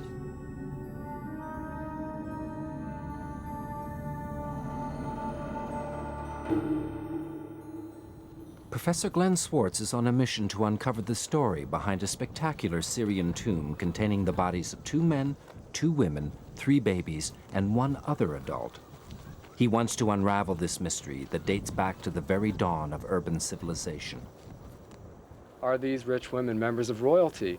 Why did they die the way that they did? Is there some kind of ritual sacrifice involved? Could there have been an epidemic? Were these people related? Is a family mausoleum? There are so many questions that we need to investigate, and that's what I want to try to do now.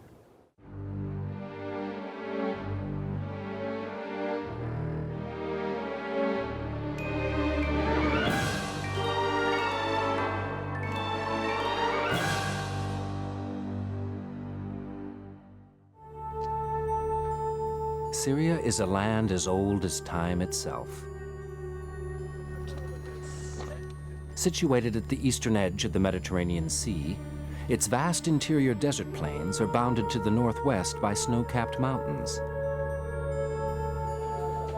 Still today in the bustling city souks, the covered marketplaces, tradesmen sell exotic fruits, herbs, and spices. Craftsmen weave rich textiles. Copper, gold, and precious metals are bought and sold. Beyond are the vast dusty plains where there are villages of mud-brick beehive houses and goat herds tending their flocks, a way of life that has changed little since before the time of Christ.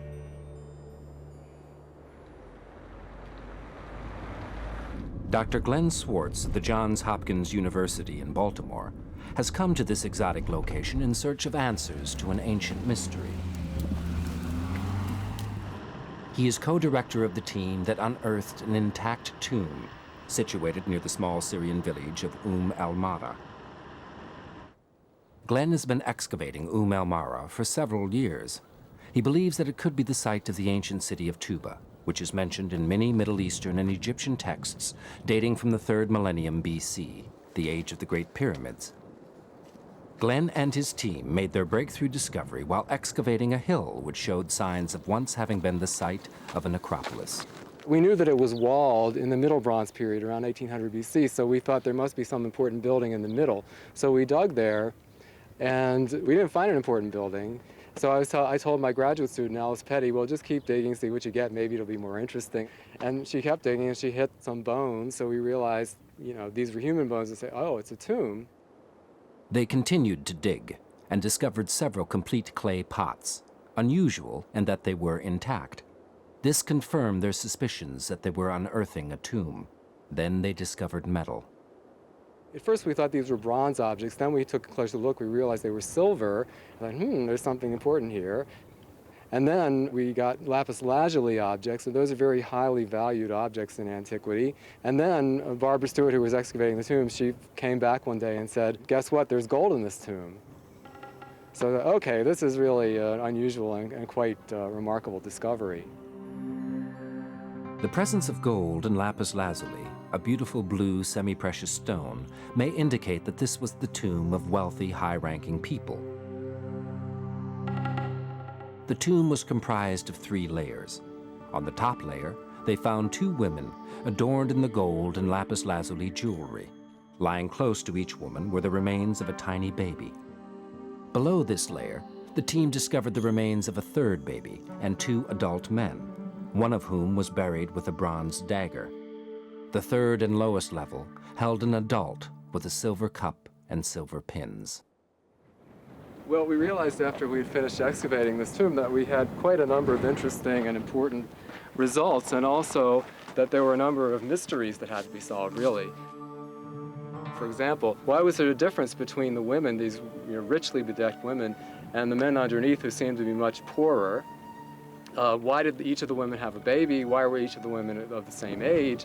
So all sorts of ideas of, say, ritual sacrifice might have entered the picture, or an epidemic. So these were the sorts of questions that we had to try to answer and get more, closer analysis of the material. The tomb site at al-Mara lies 25 miles east of the busy Arabic city of Aleppo. Benefiting from its geographical location on the trade route between the Mediterranean Sea and southern Mesopotamia, the city was the perfect place for trading food, spices, and raw materials, such as copper, silver, and gold. Scattered around the modern cityscape are hints of history, mosques and minarets, from which the muezzins sing the haunting call to prayer. And impregnable citadel walls that go back to the times of the Crusades. Aleppo has this long series of very rich, different cultures that occupied the city and influenced its life, and you can see that in the vital character of the cosmopolitan town that it is today. And we are interested in Mara in investigating the very beginnings of urban civilization in Syria, which in fact is one of the earliest urban civilizations in the world. This happens around 2500 BC or so. Could the occupants of the tomb have belonged to the elite of one of the earliest civilizations, as Glenn's team uncovered the tomb of two princesses? The development of some of the world's first urban civilizations began in southern Mesopotamia in the 4th millennium BC. It gradually spread further north, along the trade route to the Mediterranean, into what is now northern Syria.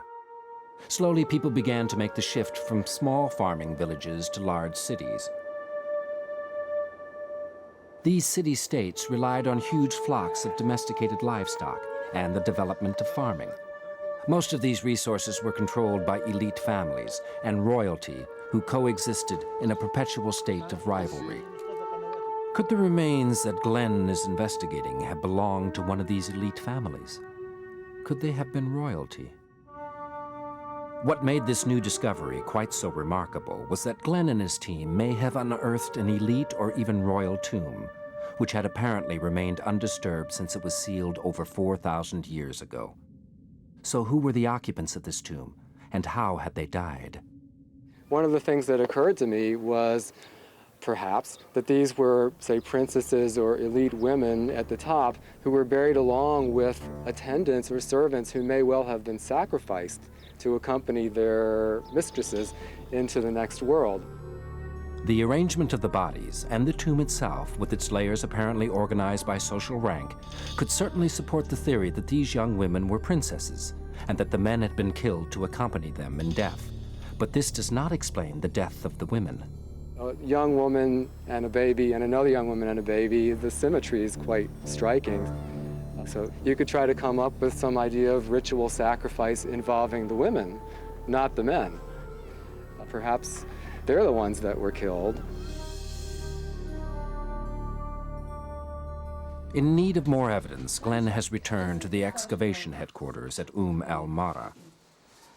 He has invited forensic experts, Dr. Bruno Froelich of the Smithsonian Institution, Washington, D.C., and Dr. Judith Littleton of Auckland University, New Zealand, to study the remains of each of the 8 bodies.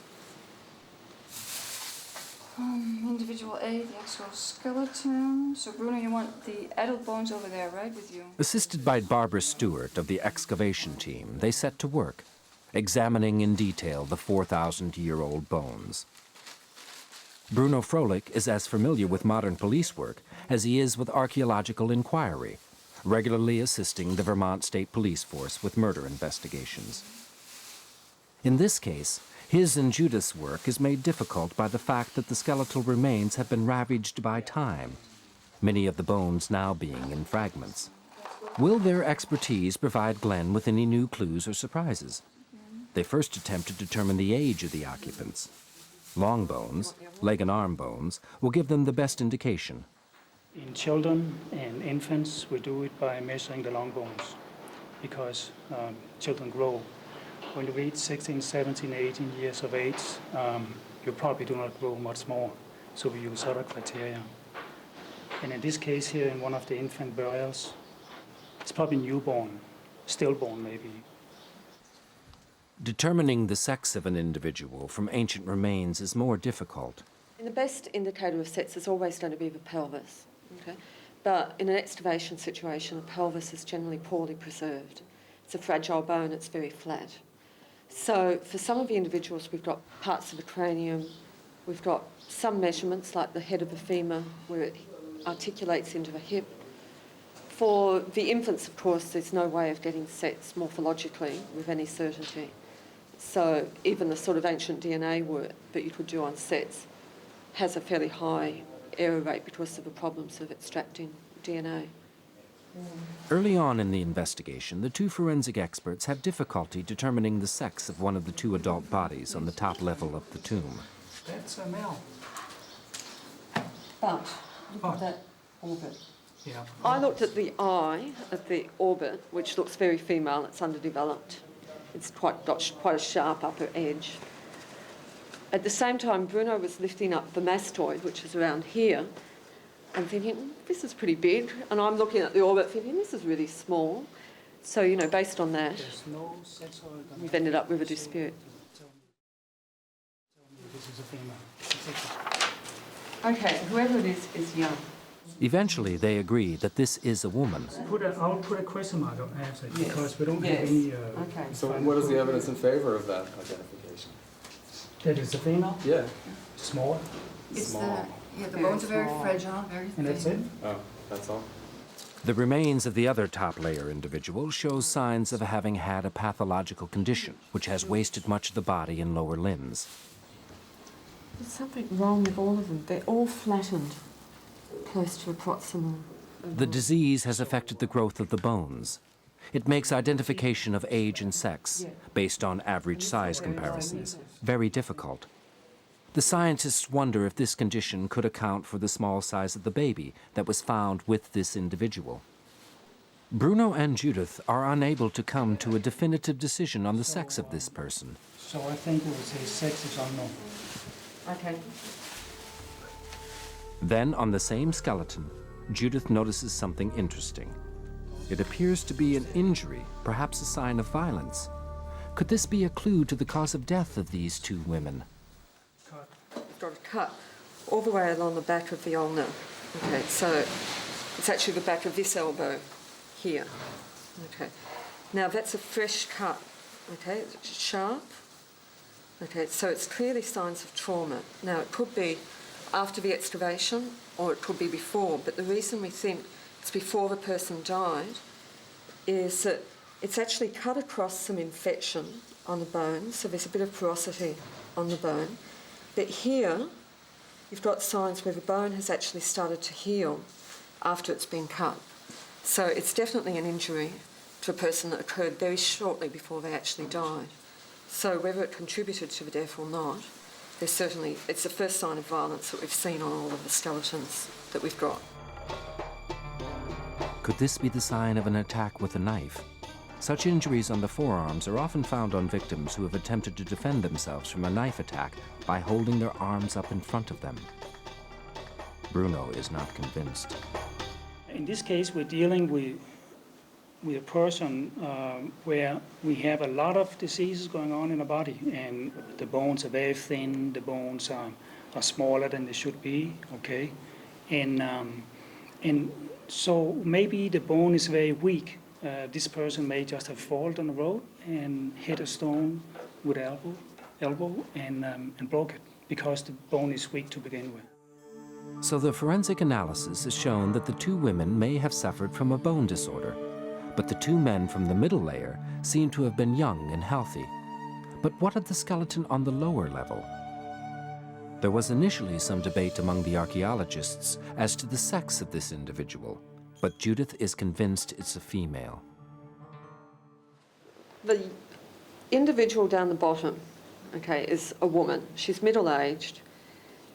She's been working, okay? She hasn't been sitting around doing nothing all her life. And one of the things she's been doing is using her teeth as tools. So she's been consistently using this side of her mouth as either as a handle for pulling. She's been pulling fibres or she's been holding things in her mouth while she's been working. And that's rather distinctive from all of those younger individuals above. And that might tie in with the sort of excavator's idea that there is some break or some distinction between the lower skeleton and then the upper two layers of skeletons. Perhaps these signs of bodily wear and tear suggest that this individual was a servant in life. Did the people on the upper levels, perhaps royalty, show signs of a more pampered existence, protected from life's hardships? I don't think they had that easier life. At some point during childhood, the growth has actually stopped, either because there's been a period of infection, they've been sick for a while, or they've had some nutritional stress. So you're not talking about a group of individuals who are totally buffered from life stresses. Royalty or not, these people were living in a harsh environment. If disease spread or crops failed, they would not necessarily have been immune to physical hardship.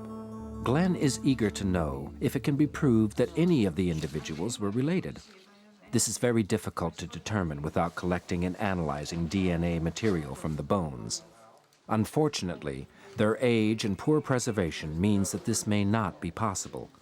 However, Bruno discovers a clue which may shed some light on the matter. We found some spina bifida, and this is a kind of a genetical disorder, mostly found in the lower vertebra or backbones.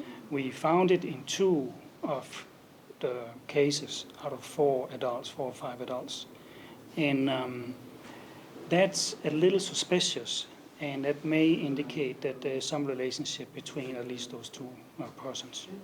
But it's not enough to make a final conclusion. Glenn now has a mass of new material to consider. What does he make of it?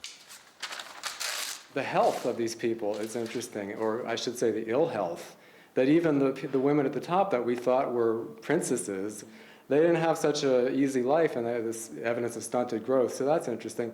And also the lady at the bottom with the marks of rope or something on her teeth. We have to wonder what she was doing, what kind of action that entailed, maybe textile production, which we know is very important in this society.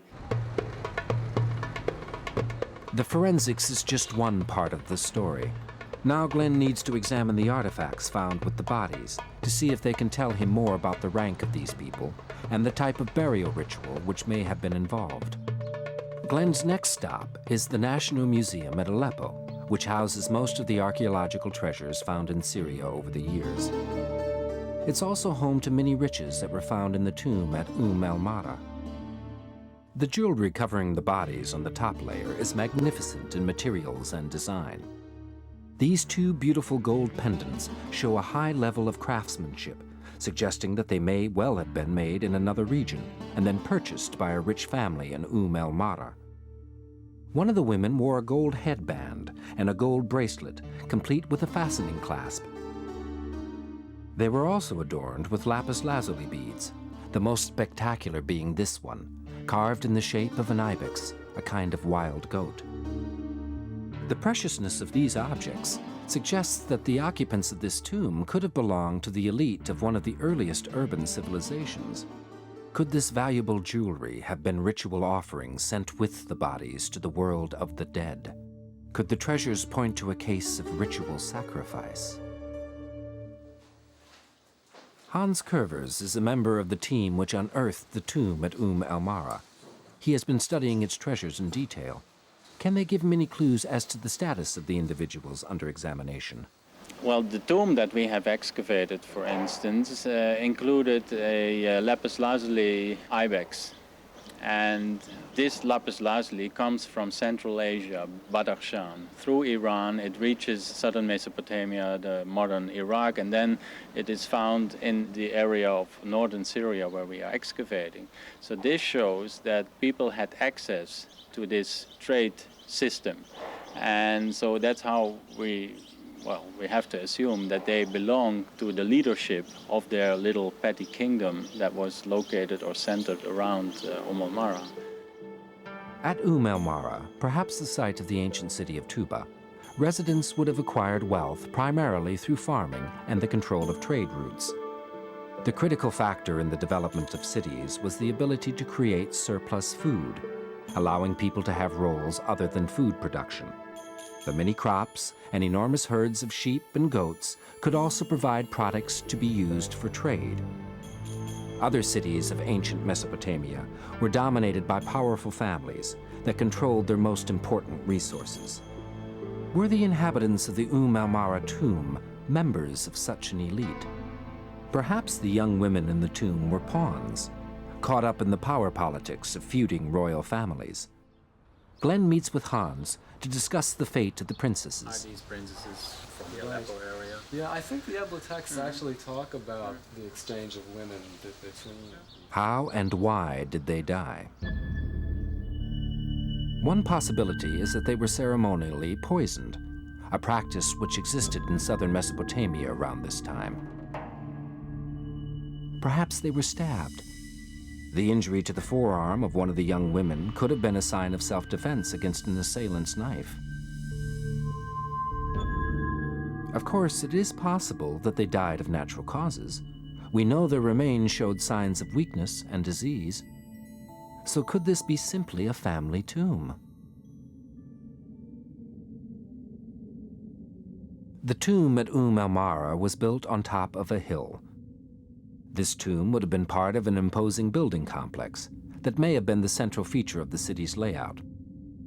The complex would have been difficult to ignore. As an archaeologist, you have to try to tell the story that is behind this tomb. So if we go back to, let's say, the power relations that these people had, you could use, let's say, a struggle for power. And one of the competitors could have indicated his victory over his competitors by killing them in a kind of ritual. And actually also building a tomb, building a memorial of this incident on the side, which would fit into the tribal tradition. So could this have been a case of a rival killing two princesses, their infants and entourage, and instead of disposing of their bodies, housing them in a grand tomb to be seen throughout the city? By burying the resident royal family with full honor, a new incumbent to the throne could perhaps assume power without provoking the opposition of the people.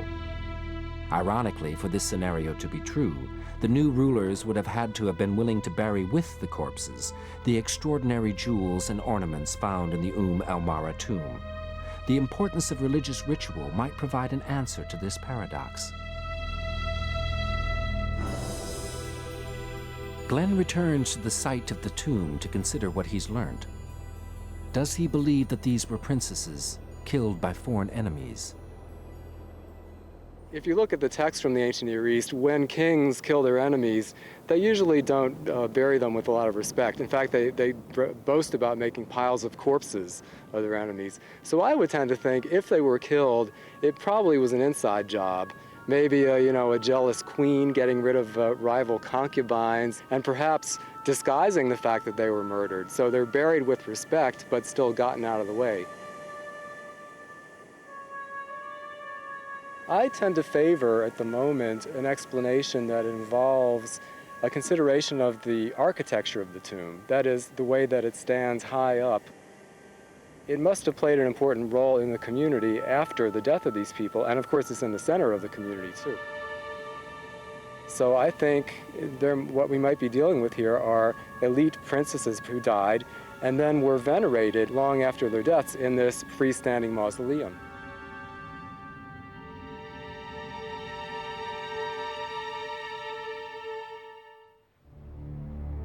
Italy, surrounded by the sapphire blue Mediterranean, was once the heart of the mighty Roman Empire. In the ancient city of Pisa, a discovery was made that baffled archaeologists. 16 ancient boats were uncovered, complete with their cargo and the skeleton of a man and a dog. The man's foot was severed from the rest of his body, his arm desperately reaching out to his dog. Who was the human victim, and how did he and his dog die? What catastrophe could have brought them to their watery grave? It may have been his own dog who saw him in trouble and then leapt to his master in an expression of concern for him, and they went down together. They drowned within the space of a few minutes. It couldn't have been much longer. It is a discovery of extraordinary importance for ancient history and archaeology in general.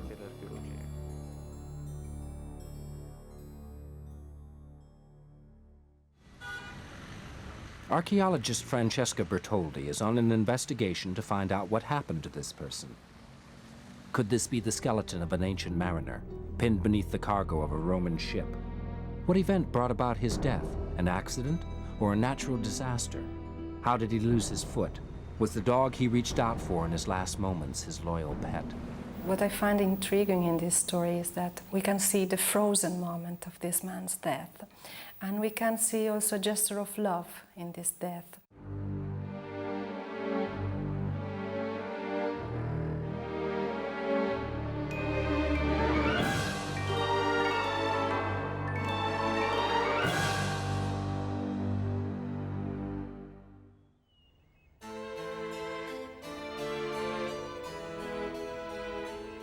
Italy is steeped in history. But one particular archaeological discovery is considered one of the most important of recent years. About 500 yards from the Leaning Tower of Pisa, builders constructing new offices near the railway line uncovered the remains of several Roman ships. They soon realized that what they had unearthed was the remains of the long-lost Roman port of San Rossari, which had been crucial to Pisa's success in Roman times. Today, Pisa is considered one of Italy's major cultural cities. Its hub is a maze of red-roofed villas and impressive public architecture, displaying medieval and Islamic influences. The main attraction of the Piazza di Miracoli is the 6-story Leaning Tower. Its construction began in the 12th century, and soon after, soil subsidence caused it to lean. It is only just reopened to the public after reconstruction to make it safe. Alongside are the beautiful Gothic baptistry and the marble cathedral, which was constructed to the glorification of 12th century Pisan maritime prowess. Pisa was an important coastal city in ancient times. It developed thanks to its prime trading position at the junction of 2 rivers in a fluvial lagoon and its proximity to the sea. San Rossari was its main port. Then the distance between San Rossari and the sea was barely 3 miles. The coastline has receded over the centuries, so today the site lies 13 miles inland. This 11th century basilica, now on terra firma, is on the site of what was, in Roman times, a deep harbor, San Rossari. Dr. Stefano Bruni, former superintendent in charge of excavations in Tuscany, headed the archaeological team. It is an extraordinary opportunity to acquire data about the life of the port that up to now has never been available in this quality and quantity.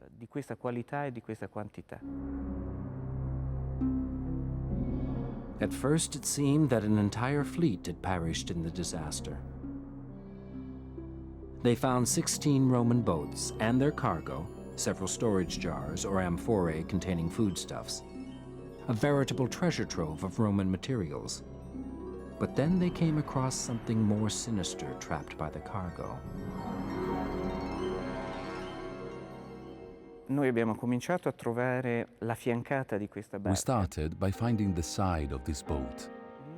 In the area to the north, outside the boat, we found a series of amphora from the cargo.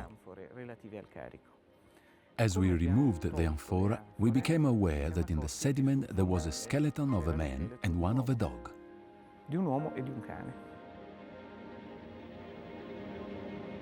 The discovery of the skeleton came as quite a shock to the scientists. Our reaction, above all, was one of surprise, since while in a cemetery or other site it is normal to find skeletons, within the bay of the harbor it is not common, in fact, quite the opposite. Many people may have perished in a single calamitous event, but only this body has survived well intact. This was because during the disaster that sunk the vessel, the body had been buried by the ship's cargo, protecting it from scavenging harbor sea life. Is there anything that we can learn about the man by examining the cargo that preserved his remains? The vessel was carrying a cargo of amphora, and many of these amphora still had their contents inside them. For example, some were carrying olives, others fruit, while others held sand. Sand of a particular quality which, from analysis that has been carried out, points to the area of the Gulf of Naples as the origin of the boat and its cargo. But were all 16 ships sunk at the same time? Did they suffer simultaneously at the mercy of a massive natural disaster? Objects found in the cargo enabled the archaeologists to date the ships. Contrary to initial assumptions, this was not a single fleet. These boats had sunk at different times over a period of 1,000 years. Was there anything near the ship the skeleton was found by that placed the deceased accurately within history? Abbiamo avuto anche una notevole fortuna.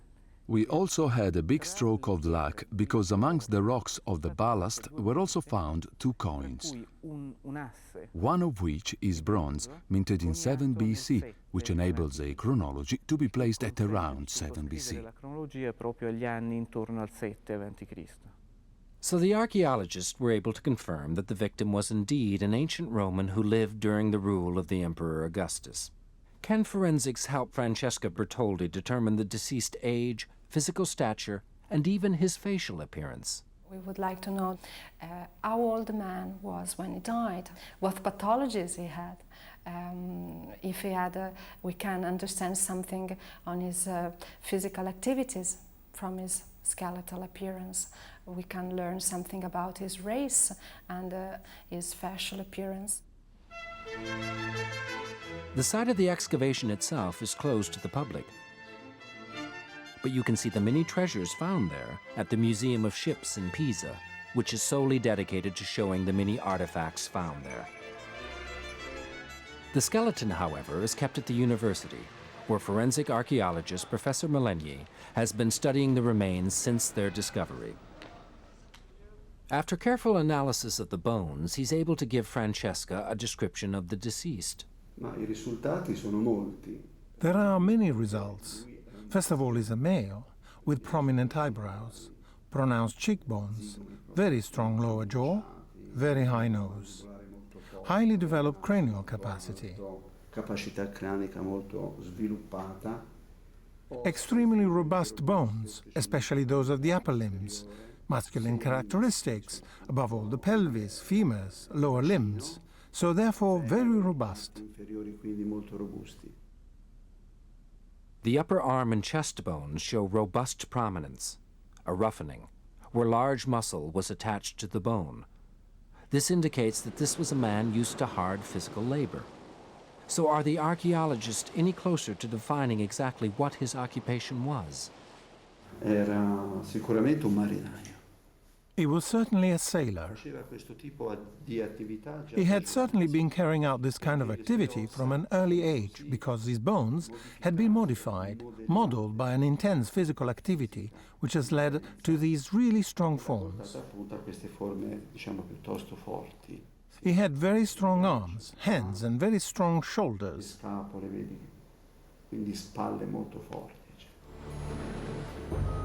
Forensics has proved that this man had well-developed upper body muscles, clearly caused by his daily toil. The heaving and hauling of sails and ropes, lifting of weights, the pulling of oars. Forensic analysis of the teeth tells the scientists that the man was aged between 35 and 40 when he died. An unusual feature of the incisors also strengthens the argument that this man was a sailor. The marks on the enamel tell us that he was effectively using his teeth to prepare ropes, leather, small wooden sticks, whose purpose we do not know, but are certainly connected with baskets which have been found in the excavation, ropes, spikes, perhaps for fishing. First impressions are that this was a working man, but what exactly was his role within the port? Is there anything more that his bones can tell us? Forensic examination of the foot bones shows that the smallest are corrugated and worn. These indicate signs of strains and stresses particular to a sailor's daily toil. Of particular interest in the lower body is the fact that the feet are accustomed to walking on slippery surfaces, namely wet ones, which is why I maintain he was accustomed to standing on the bridge of a wet ship, which the waves broke over, and that he was used to sliding, that is, not falling over on a wet slippery surface.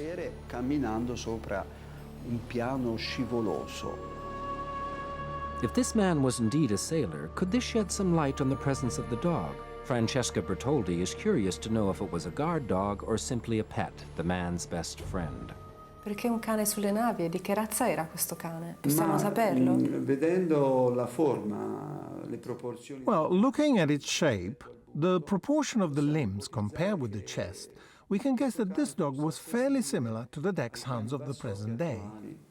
Questi cani probabilmente venivano adoperati perché ne sono... These dogs were probably used on boats because they could catch mice and rats. These small dogs were able to get in between huge ceramic containers, and they were probably able to seek out these big mice, and this would therefore lead to the choice of dogs of this shape. E questo aveva portato appunto a una selezione dei cani di questa forma. Forensic analysis has given Francesca Bertoldi a clearer picture of both man and beast. The bones can also help her get a clearer picture of the man's facial appearance. From the skeleton, we can learn about the real appearance of his face, because we can reconstruct the muscles behind that lie above the bone, and we can fill the gap with plasticine and try to reconstruct the whole appearance of the face of the dead. By applying techniques used in forensic detective work, using wooden pegs and plasticine, the scientists can reconstruct the sailor's face. We'll first reconstruct the thickness of the soft tissues above this bone and applying wooden pegs on the bone. And then the gaps between the muscles will be filled with plasticine. And after that, we'll try to reconstruct nose and the mouth. And at the end, we have the physical appearance of the deceased, of the sailor. Soon we will be able to see the face of this ancient mariner who died alongside his loyal dog at the mercy of a catastrophic event.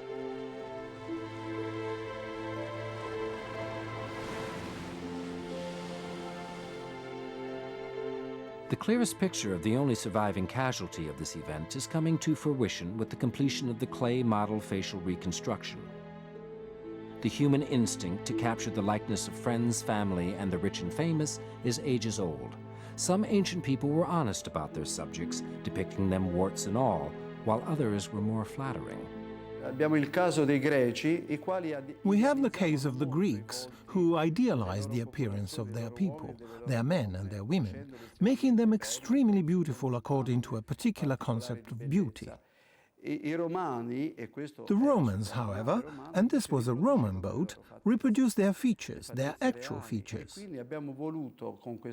And so, with this particular methodology used by American legal medicine, we wanted to see if this turned out to be a face that we have already seen in Roman imagery.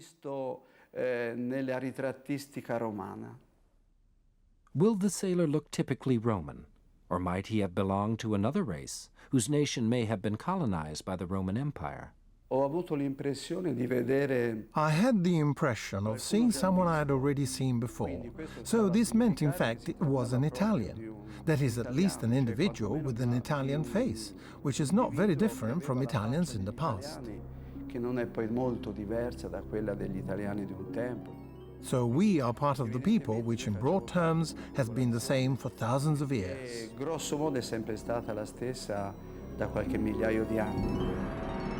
But what kind of world did this Roman sailor inhabit? Roman historian Dr. Simon James paints a vivid picture. His world was very much like the Mediterranean today, a world of many peoples and nations and many languages.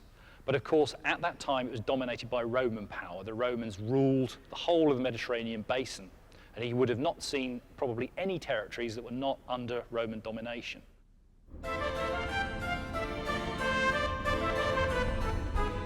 140 miles south of San Rossore, on the outskirts of Rome, is the ancient harbor of Portus.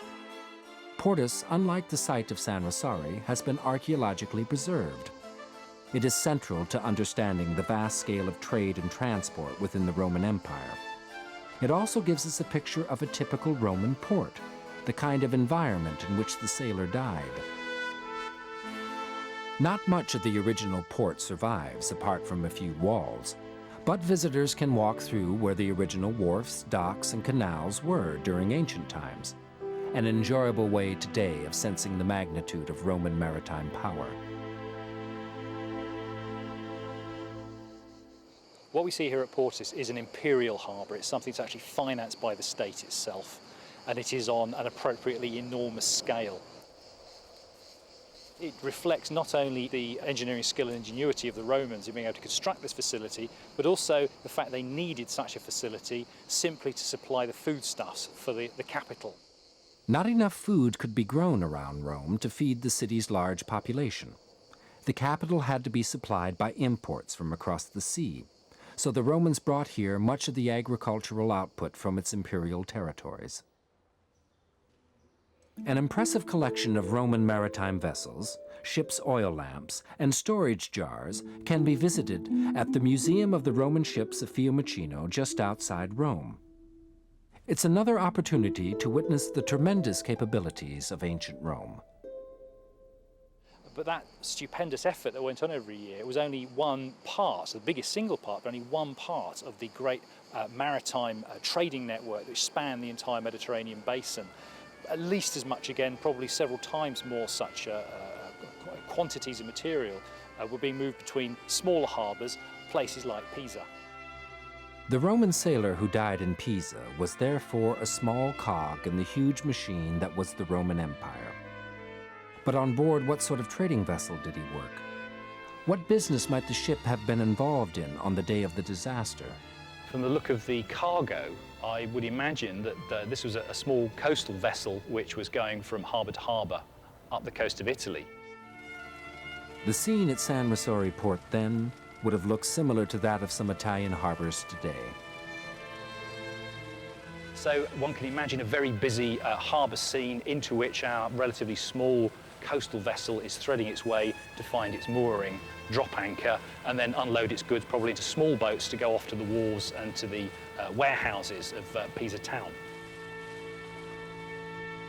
The drowned man must have been part of this scene. But what exactly was the event that killed him? There's always the possibility that this wreck went down as a result of a very dramatic event.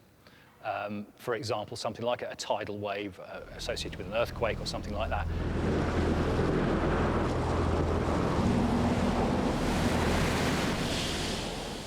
Even in a harbour, you can have a disaster. So, for example, in AD 62 at Portus, we're told in one of the Roman texts that 200 ships were wrecked in the harbour as a result of a massive storm.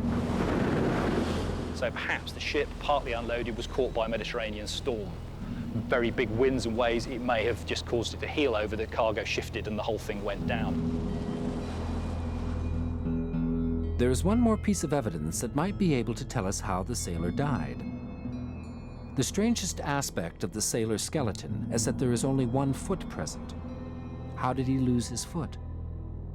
The possibilities of this being an old injury or former surgical amputation were soon ruled out when archaeologists found the skeletal remains of the foot lying about a yard away from the rest of the body.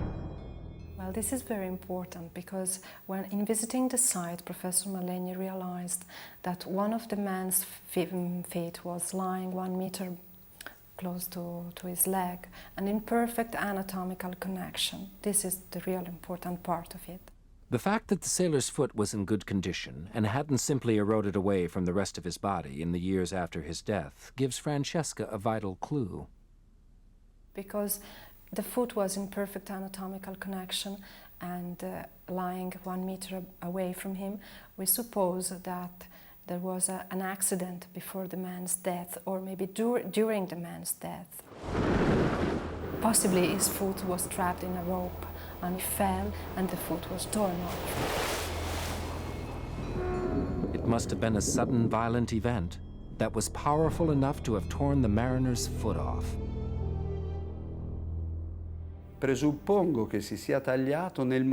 I assume he was struck at the moment he was drowning.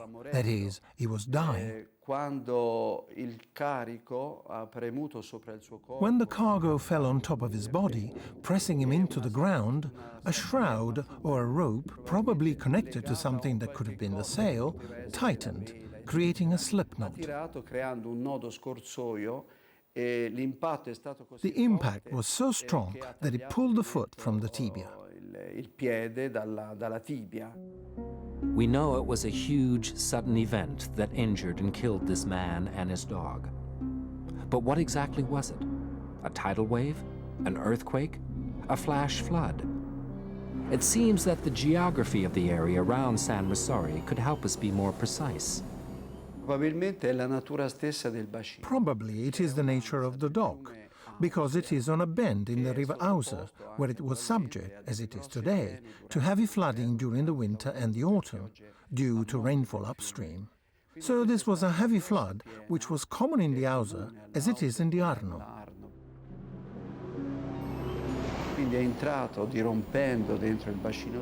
And so it burst into the dock, and it could be that the boat was badly loaded, or at least it hit the boat sideways on, pushing the keel back and then wrecking everything in the dock.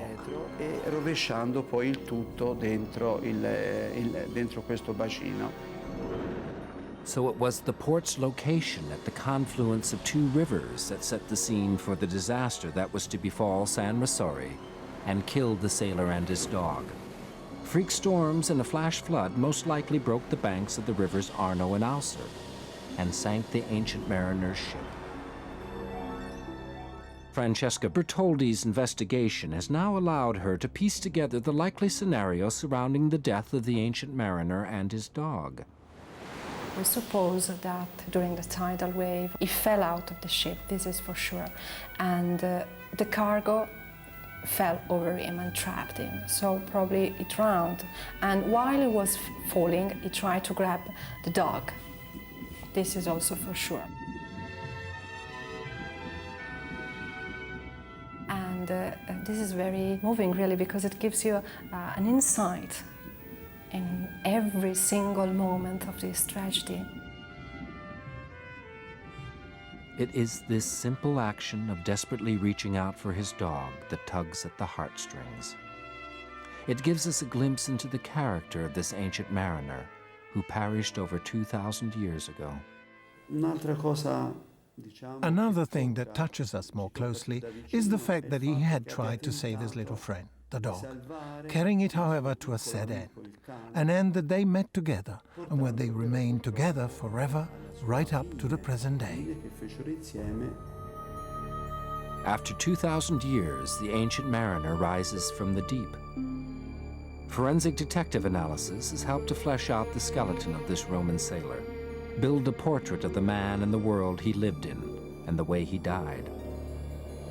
The secrets that lie behind this mask of death give us a rare and valuable snapshot in time.